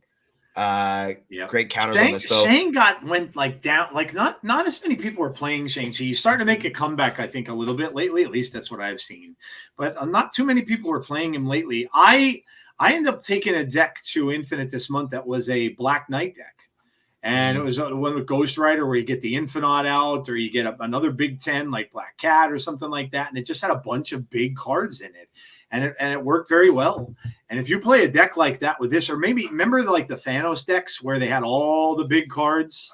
So they had the stones and stuff, obviously, but then they had all the big cards too. They may have even been Lockjaw decks. I don't even remember. Actually, this guy with Thanos seems good. Am I nuts? Yeah. No, I think I would agree. Because, I mean, you're putting them in a 3 spot, right? And try to think of what do you have in a Thanos deck other than the stones in there as like a 3 cost card? Probably not many. But, that would be, I mean, those decks, you can easily get out those big cards. So and spreading large cards, like if all 3 lanes have a lot of power, those are very powerful. Like I normally am focusing on 2 lanes, right? You kind of have to pick and choose, like, but if you can have enough power to spread it out, like that's very powerful. Good season pass card, to be honest. I agree. Yep, I think so. I think this is going to be fun. Next one we've got Frigga. She's a 3/3. On reveal, add a copy of the last card you played to your hand, if able. So, not a great stat line on her. I mean, she's kind of like that location, right? You get that location that just gives you the card that you like, doubles the last card that you had, right? I can't remember the name of it, but you have a card sitting there, and then the next card you draw is the same card you already have in your hand. So you end up with 2 copies. So I don't know. This one I don't really know about. I'm sure somebody's going to find a good use for it, depending on what deck she goes in. My brain just went to like Big Venom. Oh yeah, something. Okay, yeah, like Destroy. Like why? And what first jumped out at me, and now I'm starting to, after the numbers are going in, why isn't she like a 2/3? But I feel like this effect in this game, especially with stuff like Venom and that's probably an appropriate cost. Yeah. Because like if I'm getting a 12 Venom or 12 power Venom for free, basically. Yeah, now you're getting in my Destroy synergy and all that other garbage that I can do with Destroy. And then X23, which, like, you know, does it being a 3 instead of a 2 actually friggin' matter? Friggin' matter. Friggin' matter. Nice. But yeah, that's where I see a lot of this stuff. Like, I don't know, like things that grow, like another monkey. Is that even possible or something? Or like, it's an honor, you know. So you want, I mean, an on reveal Wong deck with Black Panther, and you get a second Black Panther in your. I don't know. Yeah. Yep. There's definitely potential, and I'm assuming that this is another one that, as the card pool grows, there's going to be some broken ass thing you can do. Yeah. Oh, you're right. Yeah, you're probably like, right. Even just like, you know, like having a bunch of stuff, throwing this down, and then eating it with Venom. Yeah. That's something. Yeah, you get another Venom. Multiple Venoms goes hard in that crap. Yep. So, you know, I get all the cards anyways, but this one I do feel like it is going to see a decent amount of play. Whether that's jammed into something that already exists or something new is another conversation. But like cards like Venom or stuff that, you know, like that you want to play on. What's the green location that gives you another copy? Oh, yeah, that's what I was trying to think of before. I kind of forgot. Yeah, like when that comes up and I'm playing Destroy, I'm licking my chops. Oh my god, that's a snap condition. Yeah. So like this isn't as good as that location, but it still has some of the same aura around it. So I feel like if I can somehow get a death out early and then like Venom that with this, like, can I just get like monster huge cards because of it? And I actually think that it possibly could. So you may not even need Zola in that deck, because Zola is what you're trying to do when you're trying to copy 2 of the Venoms anyway. You may not even need it at that point. Yeah, and it's another 3, so you can, God knows what you can do. Yeah. So I do feel like there will be a lot of good decks probably. You know, like, is it weird to compare her to like Thena of like how much she's in? Like she's popular enough, but not like the most popular card in the world. Like it'll be slotted into like a decent amount of decks, I think. It does look like it can be pretty good depending on what type of deck. People might be overrating or underrating it right now. I haven't really talked about this with the lads, but aka the group chat. Something tells me that if I can create a card with added stats, that's good. It's very good. So no doubt. I'm assuming it's Series 5. The only Series 4 are going to be if we get lucky. So I'm going to assume this is all Series 5. There's extra cards in this set in this month here too. So one of them is probably Deadpool's Diner. I just don't know which one it's going to be. But we have Malekith next. He's a 4/6 on reveal at a 1, 2, or 3 cost card from your deck here. It reveals at the end of the game. So I don't know. This one's he's got pretty bad stat line. Number 1, number 2. You were talking about Uatu. I'd probably end up getting Uatu sitting in my lane at the end of the game. So you win. Yeah, I could win with Uatu. Yeah. It's too OP. That's what it is. Okay, I get it. I saw you playing Uatu in your stream, and I'm like, yes, he's playing. I was playing a Galactus deck with Uatu simply because I was trying to get to the point where, okay, I know what locations are going to be locked out, or if there are any ahead of time. So I was playing something similar to that. I had fun with Uatu, man. I think honestly, if there's like a destroy location up, you kind of just win because of Uatu if you get a minion out on it, right? Yeah. It's hilarious. It's like, not to get completely off subject, but like Emperor Hulkling is sort of the same thing. Yes, he's normally just a 12 power bomb, but if you do high roll with him, it is not only hilarious, it's quite powerful. But he's probably, besides Kang, one of, if not the worst card in the game. Yeah. So yeah. Like Uatu's better than Emperor Hulkling, I think, on paper, right? Like if you're gonna, I think he's more useful, maybe, because you're getting it. I still say that's an advantage. I still say that you able to see those 3 locations is an advantage. And you're getting that. Hulkling could be awesome, like you said, but it's a crapshoot. It's a 50-50. You don't know. It could also be garbage. You could play him down, and then it could end up giving you. It could be a destroyer and wipe out your whole entire board. Task doesn't keep the initial power, so Tasky can be useless. But you get a Galactus or Arnim Zola, and it's the greatest moment of your life. It's tough. Yeah. 12-point Galactus. Yeah, come on, man. That would be that would be amazing. So honestly, if I'm gonna guess, Malekith is probably the Deadpool's Diner. Probably. I'm just gonna guess. It seems like that sort of a card. Yeah, he could be. So this would have like a what's her name? Super giant effect on these cards. Right. So these cards would have a super giant effect attached on them. Yep. Doesn't reveal until the end, I would think. Yeah. 1, 2, 3. From your deck, it reveals at the end of the game. So what do you even want is the big question here. And like Eliath just eats this card up for breakfast. It does. Yeah. And I mean, there's so many cards that could be detrimental to you. Imagine you're playing a lot of 1s and you pull a Killmonger. And then you just blew up all of your other 1 cards with the Killmonger at the very end of the game. Yeah, is this effect worth it? I don't think so. Right. Yeah. I would think if they switched the spectrum there and they went 4, 5, or 6, then I would say, yeah, this is pretty good. Because even if you get, now again, we just mentioned Destroyer, you can get a crappy a garbage card, but 4, 5, or 6, I think might be a little bit better for you at that point. Because if you draw 1, you only get 1. Sorry, I misread the card. Okay, you get one. One pops out of your deck and then is sleeping, basically. Okay. Yeah. You're gonna get 1, 2, or 3 cost cards. So I mean, how good can a 1 be at the end of the game? If you get a Hydra Bob, that's Martyr. Martyr. Lose you the game. Oh my God. We just broke the meta on Snap Decisions. You heard it here first. Martyr Valley. Martyr can lose you the game.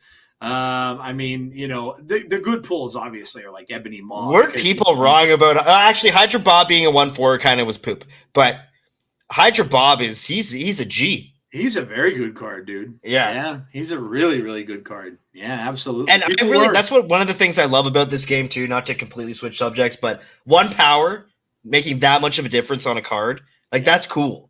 That they can make 1 small change and like the card was like, you're crafting it, you memer.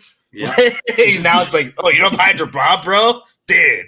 Yeah. Dude. Yeah. This one, I don't know, like with Zabu shenanigans, maybe, but like I'm not high on this card at all. No, I'm not either. Yeah, I don't think it's going to be that good. I agree with you. All right, moving on. We got Fenris Wolf is a 2/3 on reveal at a 1, 2, or 3 cost card from your deck here. It reveals at the end of the game. So what do you even want is the big question here. Activate. So he has an activate mechanic. Resurrect the highest power discarded or destroyed enemy card to your side of this location. It's ridiculous. Why is this a 2? I agree. That's very what low year? cost. It's like, what are we doing here? Like, this is gonna this is a must craft. Yeah, must. Like, and there's like, this card is. If it doesn't get nerfed, I will take off my hat the next time I'm here and eat it in front of you. Like, really, this cannot, like, this is bait of how good it is. Yeah. Like, everybody's gonna get this. Everybody. Look at this thing. Like, and it's only Red Guardian. Red Guardian is your only kick at the can of turning this freaking thing off. Yep. Or I guess you could, what's her name? Lady Deathstrike.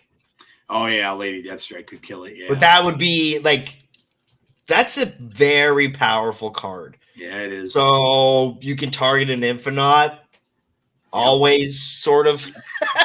Yeah, Infinite. Like, if you just have this and Sif and Infinite, like, is that a package?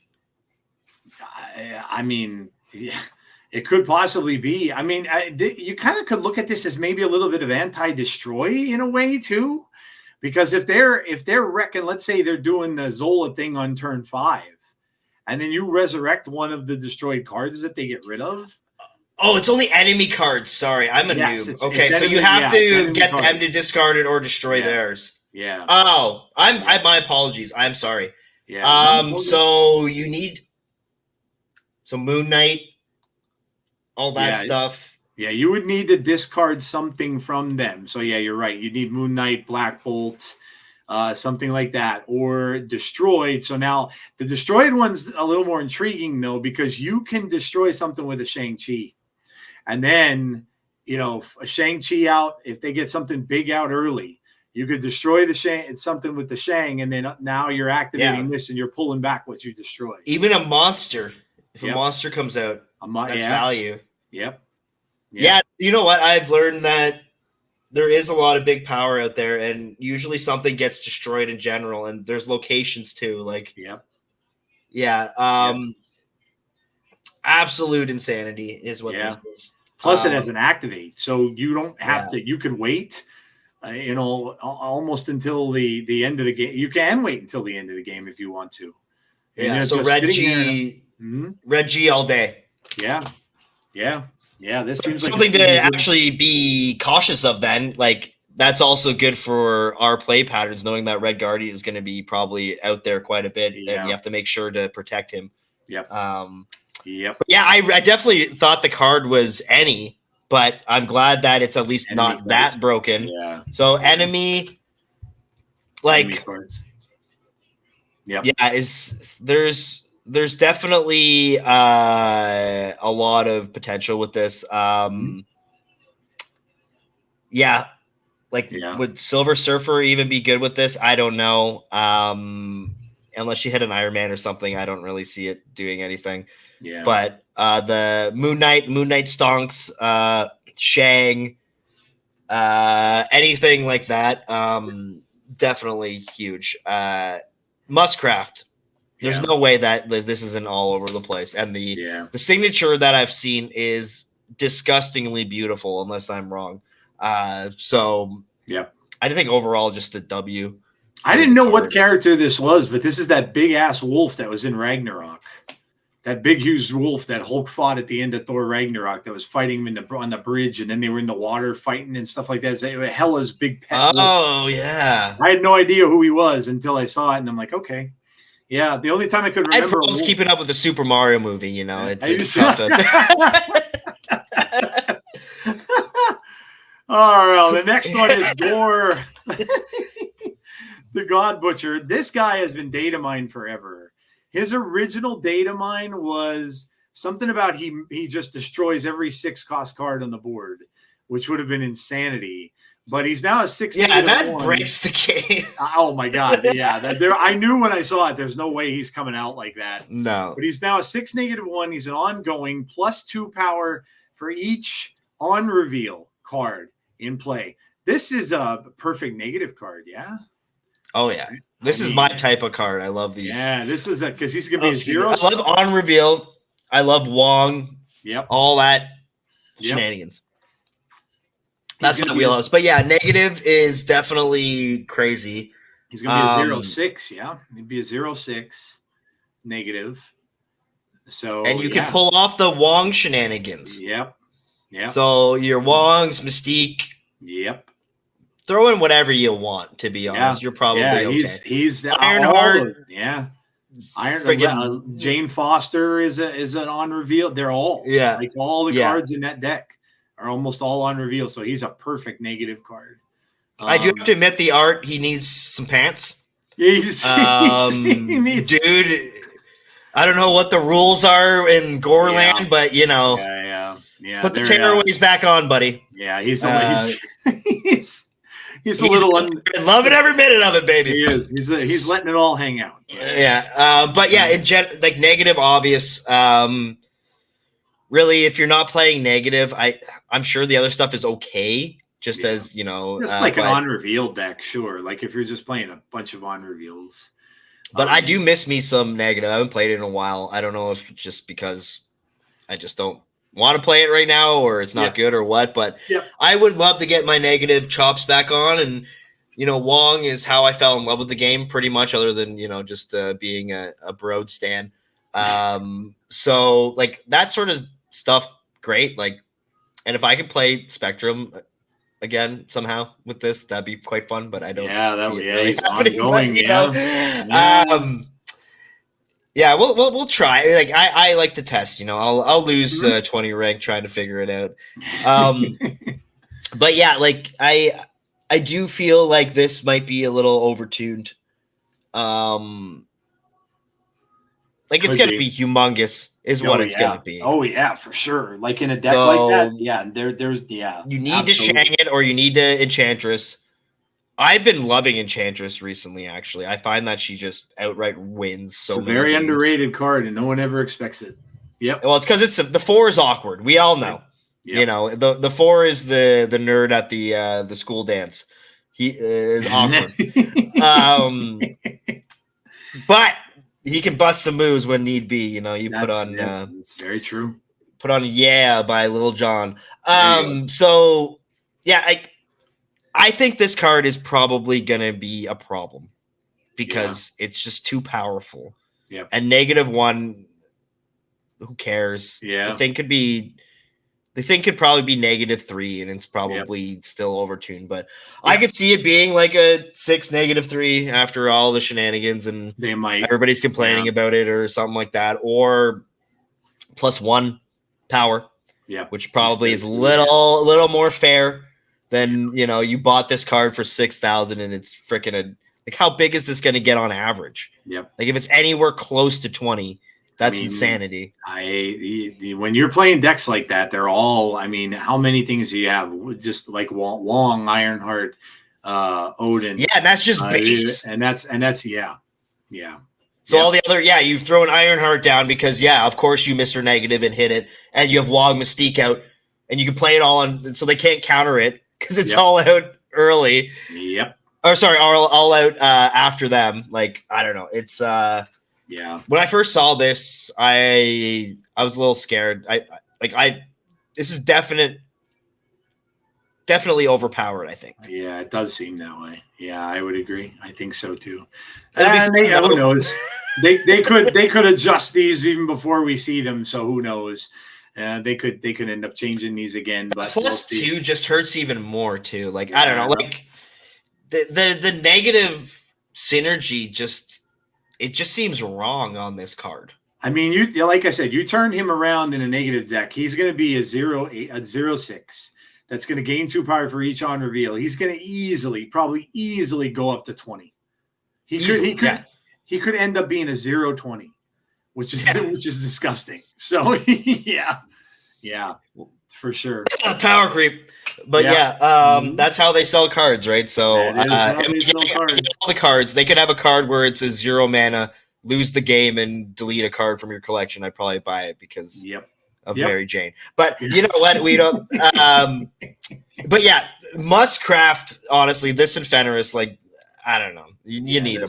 Yeah, for save sure. your resource, and this is next month too. Like holy crap! Yeah, it's coming up soon. And now we have LaFay. This guy, I believe, could be one of the giveaway cards. I think pretty easily because he's not great. Yeah, he's a 4/5. He's an on reveal, steal 1 power from each other card here. So at worst, he's gonna, if they have a full lane, he's gonna get 4 power. He's gonna be a 4/9. They're gonna lose the power in the lanes. He's kind of like Man-Thing, I guess, a little bit in a way. Mm-hmm. If you play him on a full lane, but not a great card. So I don't know. He could be a giveaway card. He could be the Deadpool's Diner card. If they want to kind of tone it down a little bit, obviously Cassandra was really good, but yeah. What do you think of this one? He's okay. He's not. I think he's mid. Yeah, he's probably the definition of mid. Do you run Luke Cage with most of his crap? Probably. Yeah. I think you are actually. I'm going to switch my decision. I think you are right that this would probably be a better candidate for the Deadpool's Diner. Yeah. Just as an average player having this, it's just stats. Yeah. Yeah. He could go in an Ajax deck, right? I mean, he could do. An Ajax deck. Underrated card. Another one that I want to mention that Ajax is surprised me of how fun it is. I thought he was going to be boring as heck, but he's fun. Yeah, he's really good. With this, great stats, and then if you just have Luke Cage, it'll negate his negative effect. Yep. And then more gore. I'm just kidding. More gore. Yeah, let's go back. More gore, baby. But yeah, the stats are a little awkward. That's really the worst part about it is the 4 or 5. Probably I don't know if this was a 3, it'd probably be played a lot more than it's going to be. I will go on a limb and say that this could possibly have buff potential. It's that underwhelming. It's literally the definition of mid. If are we talking Eminem's new album here? Yeah.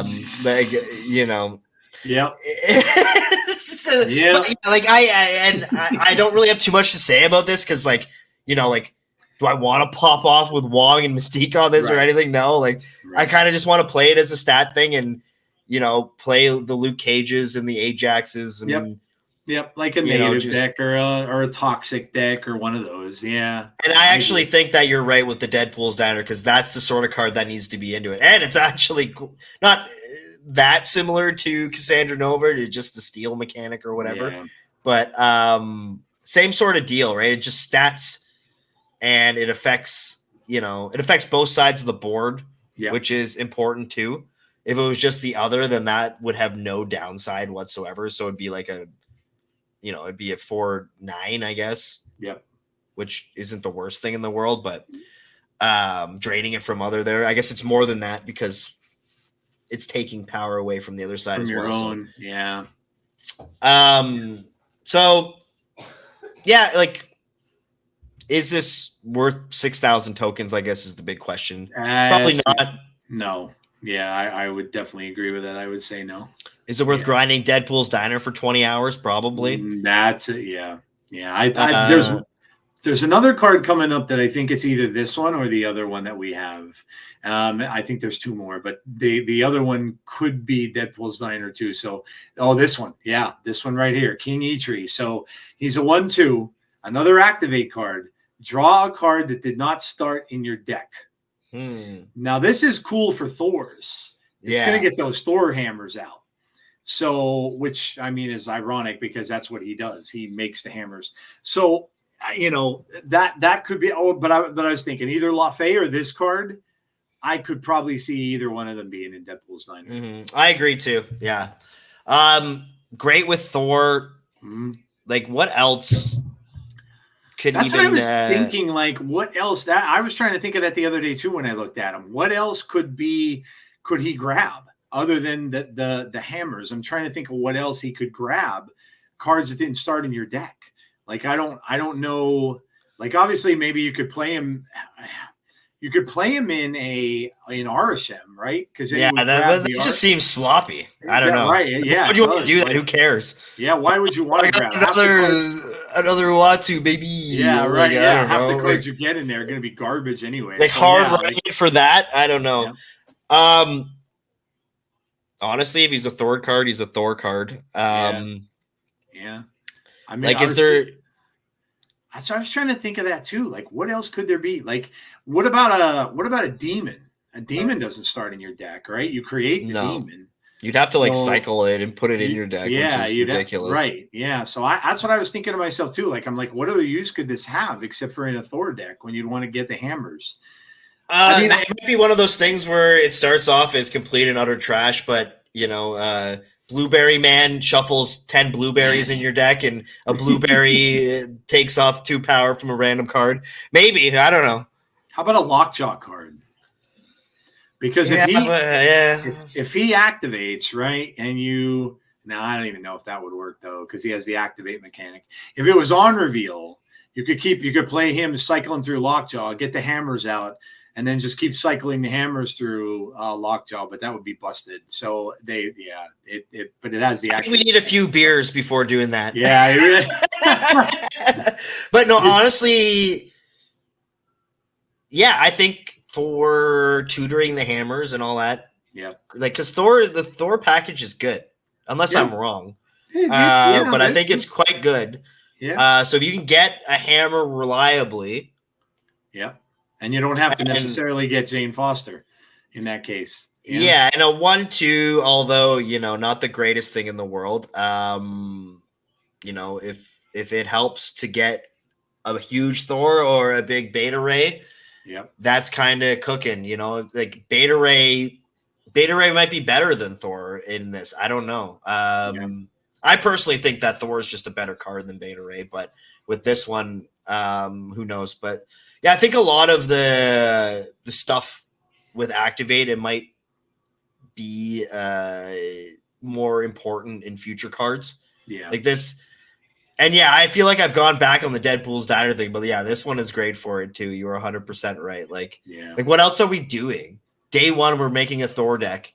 But after you're done that, what the heck are you doing with your life? That's what I was thinking. Yeah. Like how much can you do with that? So yeah. Like there's no activate synergy really. Nope. Like there's not like buff your activates by, 2.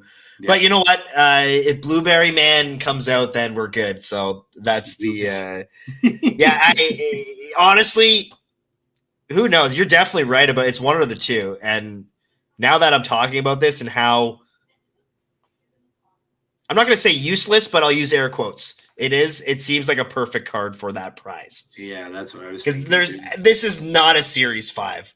No. If this is a Series 5, like, I don't want to live on this planet anymore. But it definitely is going to be a Series 5. There's absolutely no way in heck. Well, maybe. If we have a Series 4, I'm just going to drop dead right here. But, mid. Yeah, I agree. And sorry, Eminem, if you're listening, I'm just you're not the same. Oh man, yeah. I cook here. I cook. That's what I do. I'm in the kitchen right now. Yep, that's awesome, man. Well, there you go. That's the look into November at November's cards. So before I let you go, I have to ask you just a couple things here to close out on. So you talked a little bit earlier about, things you may want to see, coming to the game. I know we mentioned draft mode. So what are, like, let's say you had 2 things that you can fix about this game, 2 things that you can call Ben Brode on the phone and be like, hey, make this happen. In order to make this better. Now I know we're getting some cool stuff. The roadmap was kind of cool. Character Mastery is coming back, which I thought was dead. I thought that was dead in the water, DOA, and now they're bringing that back. Uatu Mastery. The Uatu Mastery. For me, it's Galactus. I will literally have the Galactus Mastery done day one. Heck yeah, let's go, baby. Yeah, there's no doubt I will. But so that's coming back. We saw they're going to try other, smaller games. We saw some other things that, my God, they're getting rid of the freaking asteroid background too and giving us a new one For God's sake, it's about time. What is the price of that, though? That's another I don't know. Its own.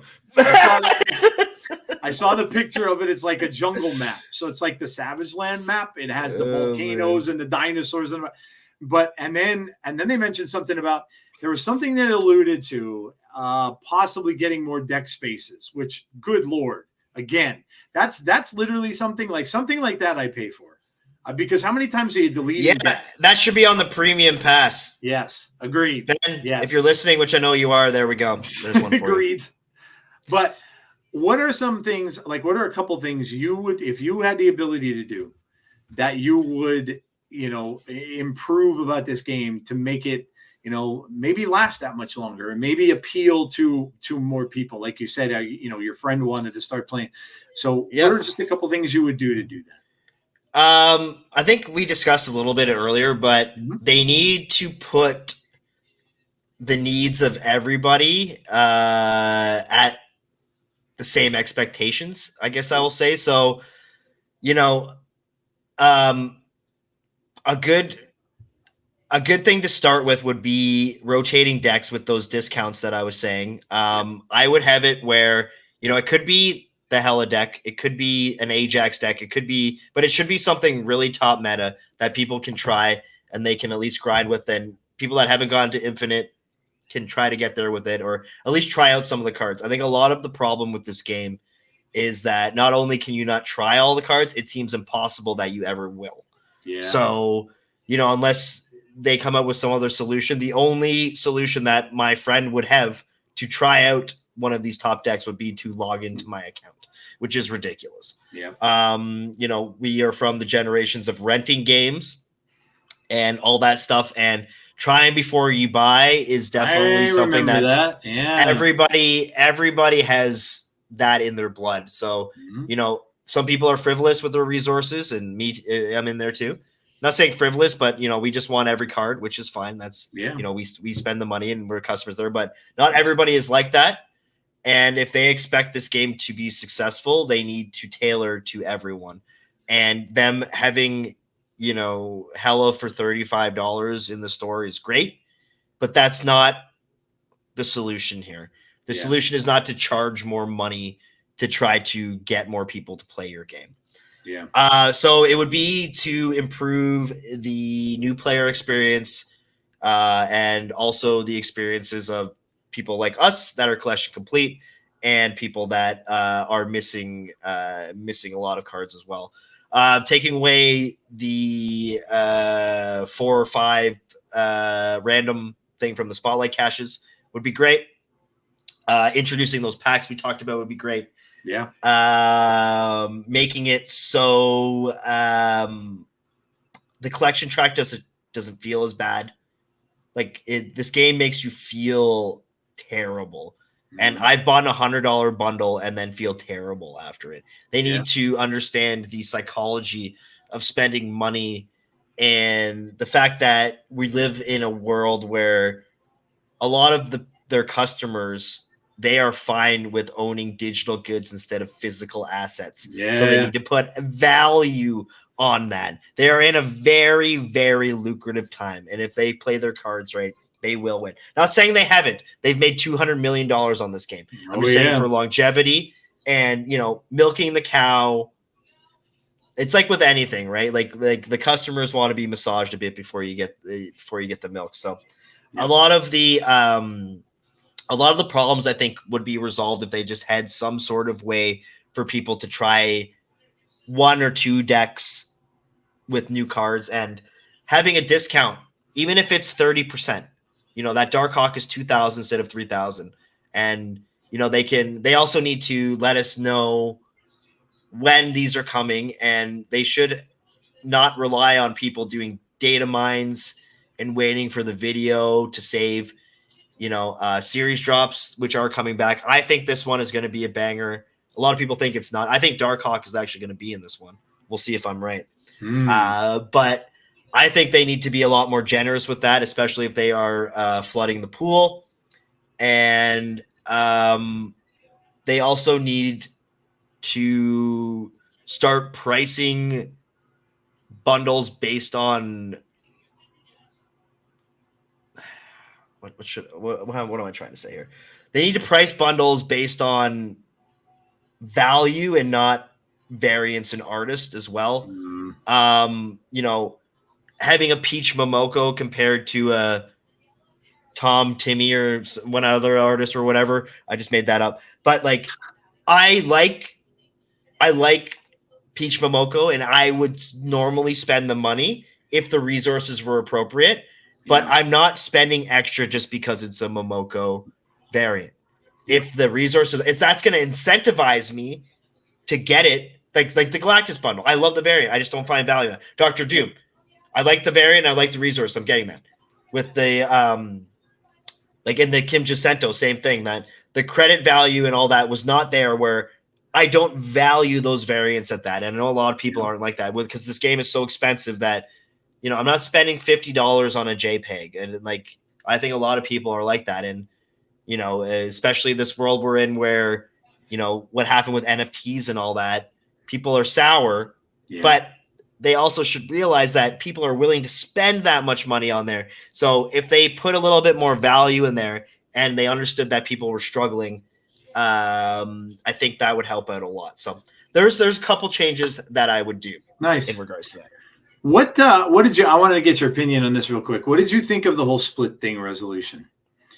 Like now what they gave in response to, because I know that created a lot of stuff where, you know, yes, they're giving us everybody's calling it splitness because you're getting better splits now until whenever in December, but the compensation for it, which was a rainbow border and what the hell else do we got? Magneto, the X-Men 97 Magneto card. So what did you think of that? I'm just curious because there's a couple problems with that. So my issue is with real money spending. So I bought like $200 worth of stuff. I was not happy. I don't care that the rainbow border was priced at 1,000 tokens and we got it for free. In my opinion, it's worth 400 gold, and I don't really care. I put on my Galactus. It looks cool, but like, I'm not singing to that thing. Magneto variant, great. I love the show, X-Men 97. Another thing that I think a lot of people aren't talking about is that we just gave Magneto to the entire player base.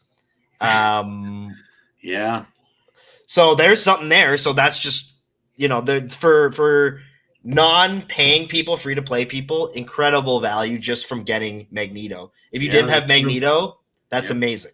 The borders, to be honest, they kind of screwed up with the borders in general just because they're giving away too many where people are stockpiling where they don't care anymore. The rainbow looks okay, but saying that it looks as good as even, you know, as the majority of, like, it's not a very good looking border in my opinion. I agree. You can hardly see the colors. And so, and also their reply to it just didn't really sit well with me. You know, the whales want the boosters, which I think is wrong. You know, that's not the proper resolution. The proper resolution, in my opinion, would be credit compensation. And it should have been 1,500 to 2,000, which is nothing out of their pocket other than like they're not going to refund everybody every split that they had, but giving somebody one split, great. Or even getting 310 boosters on top. They could put some boosters in to keep the whales at bay. But I feel like they missed the mark on real money spending. And regardless, yes, it would be a lot of data, a lot of going through to figure out what people spent and compensating that way, which I don't expect them to do. But blanketing, giving everybody 2,000 credits is not a big deal. And the fact that they are making it a big deal makes me believe that, and I will say this, that they are immature as a company. As somebody that is a leader at a multi-billion-dollar organization, their decisions, they would not have jobs where I work. And I will say that if anybody is listening, the way that things are dealt with are amateurish. And maybe they won't like me because of that. But what I see and the actions, it's not something that I would do personally in my career. and compensation like this is baffling, considering it's a digital currency that is literally nothing. And 2,000 credits, people make that in 4 days. Second dinner. Yep. Or no, is it 4 days? Yeah, you get 500 credits a day, right? Mm-hmm. So you get not even 4 days, because we get bonuses. So 3.5 days. You really are compromising your integrity and potentially losing people and the whales, because we just had that thing with Chase where, you can go on Twitter and do that on your own. But they've been sort of disrespecting the whales, which is insane. That's not to say the least. It's not. It's not. It's like, I sometimes deal with Uber. And as you can tell, that's an all hands on deck. That company is huge. And people like Chase and some other people I know should be treated the same. White glove treatment. Yeah. 2,000 credits. That's what we're arguing about, where you have back and forth. And then, even I'll bring it back up, but your mod says something ignorant about that subject and I make a meme about it. And like stuff happens because of that. Your initial compensation, and I know what these companies do. They throw their lure out with something small. And then if there's a big enough backlash, they throw some more in there. Yeah. But the fact that it seems that it is resolved is going to leave a bad taste in a lot of people's mouths. And the fact that is for something as negligible, I will say, as 3 to 4 days of missions in your digital card game where the currency you manage and it doesn't actually have any value. It's an L, and they deserved all the backlash. I try to be cordial and polite on everything, but in general, I would consider the entire situation being held as amateurish, and they were caught with their hand in the cookie jar, which should have added an extra level of cautiousness on their reply. So I don't know who is making these decisions. And if they thought that the bottom line of giving somebody or giving the entire player base 1,500 credits, and they didn't even need to give Magneto to people. Like it's kind of like, is the meta going to be affected because they gave Magneto to a bunch of people as well? Like there might be more going on here than, the right decision was to compensate people with resources, not with cosmetics. Yeah, because it's a resource problem. It wasn't Dr. Doom's head is, Howard the Ducks. Sorry, here's some compensation. Or or it was something that directly the right thing to do was to compensate resources, and they did not do that. So, and if anybody is listening from Second Dinner, I hope that my tone is me being funny, but I am also very serious where it comes to communicating with your player base. It does go far, and being honest, and all that everybody that I've talked to, they thought that it was very deceitful what you did. And the resolution for that is honesty and proper compensation and being an adult where you can say that you messed up. And regardless, you could have blamed it on a bug. It probably was a bug. Yeah. But regardless, people spend money. It's 200 just for the boosters to upgrade a card. And people did that. I did that. Everybody did. A lot of people do that. Yep. Especially content creators.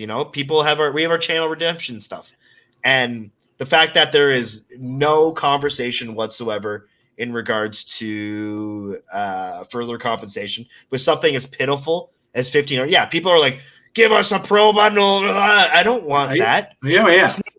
That's not one split. I think one split is more than fair on both sides here. Yep. And it's more fair on Second Dinner side, I will say. Because what is 4 days? Look, I don't play your game for 4 days. It's the exact same amount of credits. Yep. And from what you did, a lot of people are not going to play your game for more than 4 days. I'll tell you what. Yeah. So no, you're right. And I hope I wasn't mean there, but I just that's the way I feel about the whole situation there. So I hope that they just come back and give a split, but after their Discord message saying that this is final. Yep, I saw that. And even the way that those are written, Like, it was very. The tone is off. Yeah, yeah, it was very much like it was very like abrupt. Like they were saying, all right, don't ask us this anymore because no, that's it. That's all there is. So yeah, even that which like I work at a large company and communication is everything. If something happens, there's so many people making sure that every detail is taken care of, and tone goes far, and especially in talking digitally, right? Like I write "shut up" to you. It could mean shut up, or it could mean like shut up. Nobody knows, right? So you have to make sure that you're putting context in there and elaborating at least a little bit.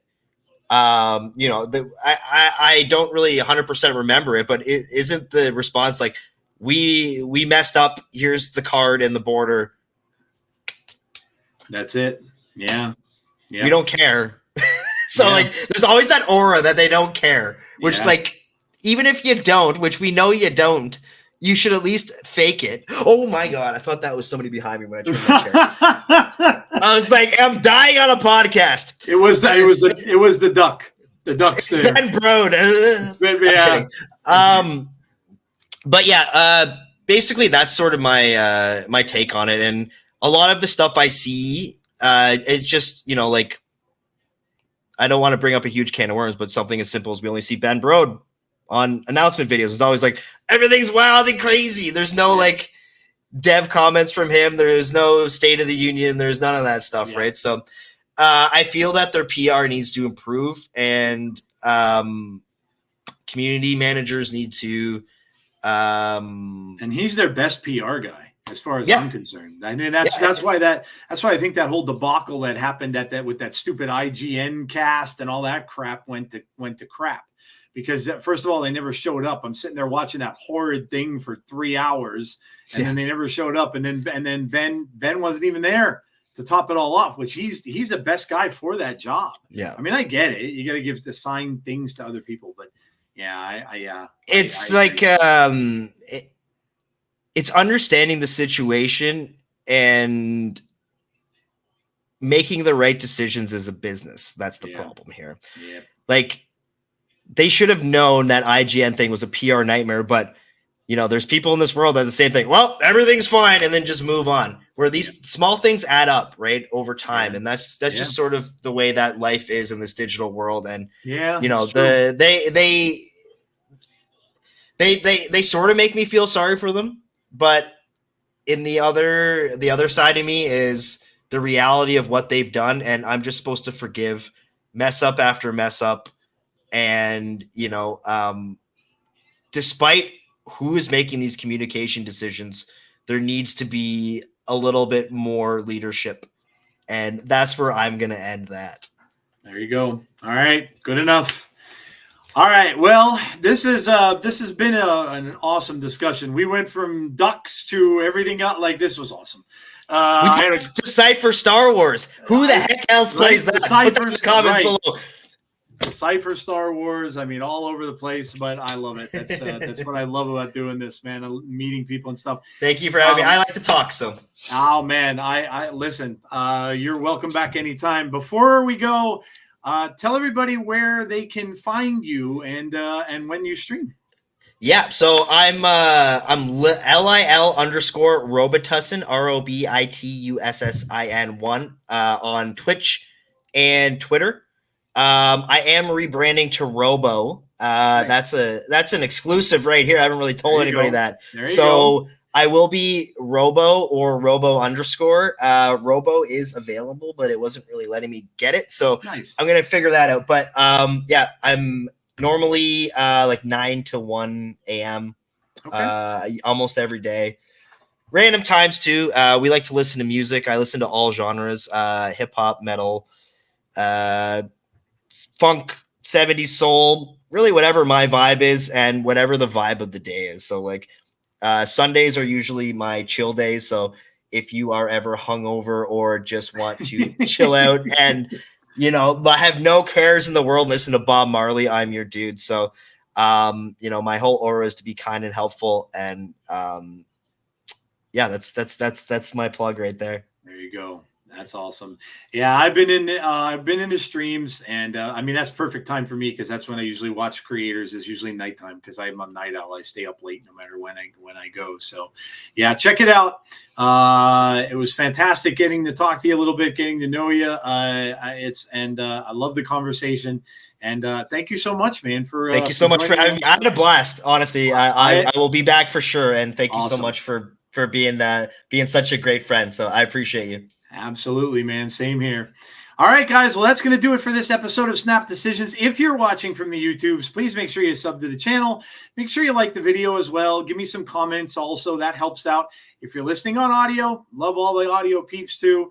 You guys can rate the podcast, which helps me out there. You can also leave me comments on certain ones of those too. I know Spotify allows that now. So hopefully you will all enjoy this. I should be back tomorrow at some point with a short OTA video because we're getting an OTA tomorrow. So who knows what that'll bring. Forward to 1-3. No. Yes. Owatu goes to yes, he's getting buffed. And then Owatu do a 120? No way. Owatu is gonna get a 1-5. Make him like Hydra Bob. And yeah, man. So that is gonna do it for this episode of Snap Decisions, guys. Thank you so much for watching. Wherever you may be watching, please stay safe. Be kind to one another always, especially on the socials. And hopefully I will talk to you all on the next episode of Snap Decisions. Have a good one, guys, and I will talk to you all soon. If only I had spidey senses.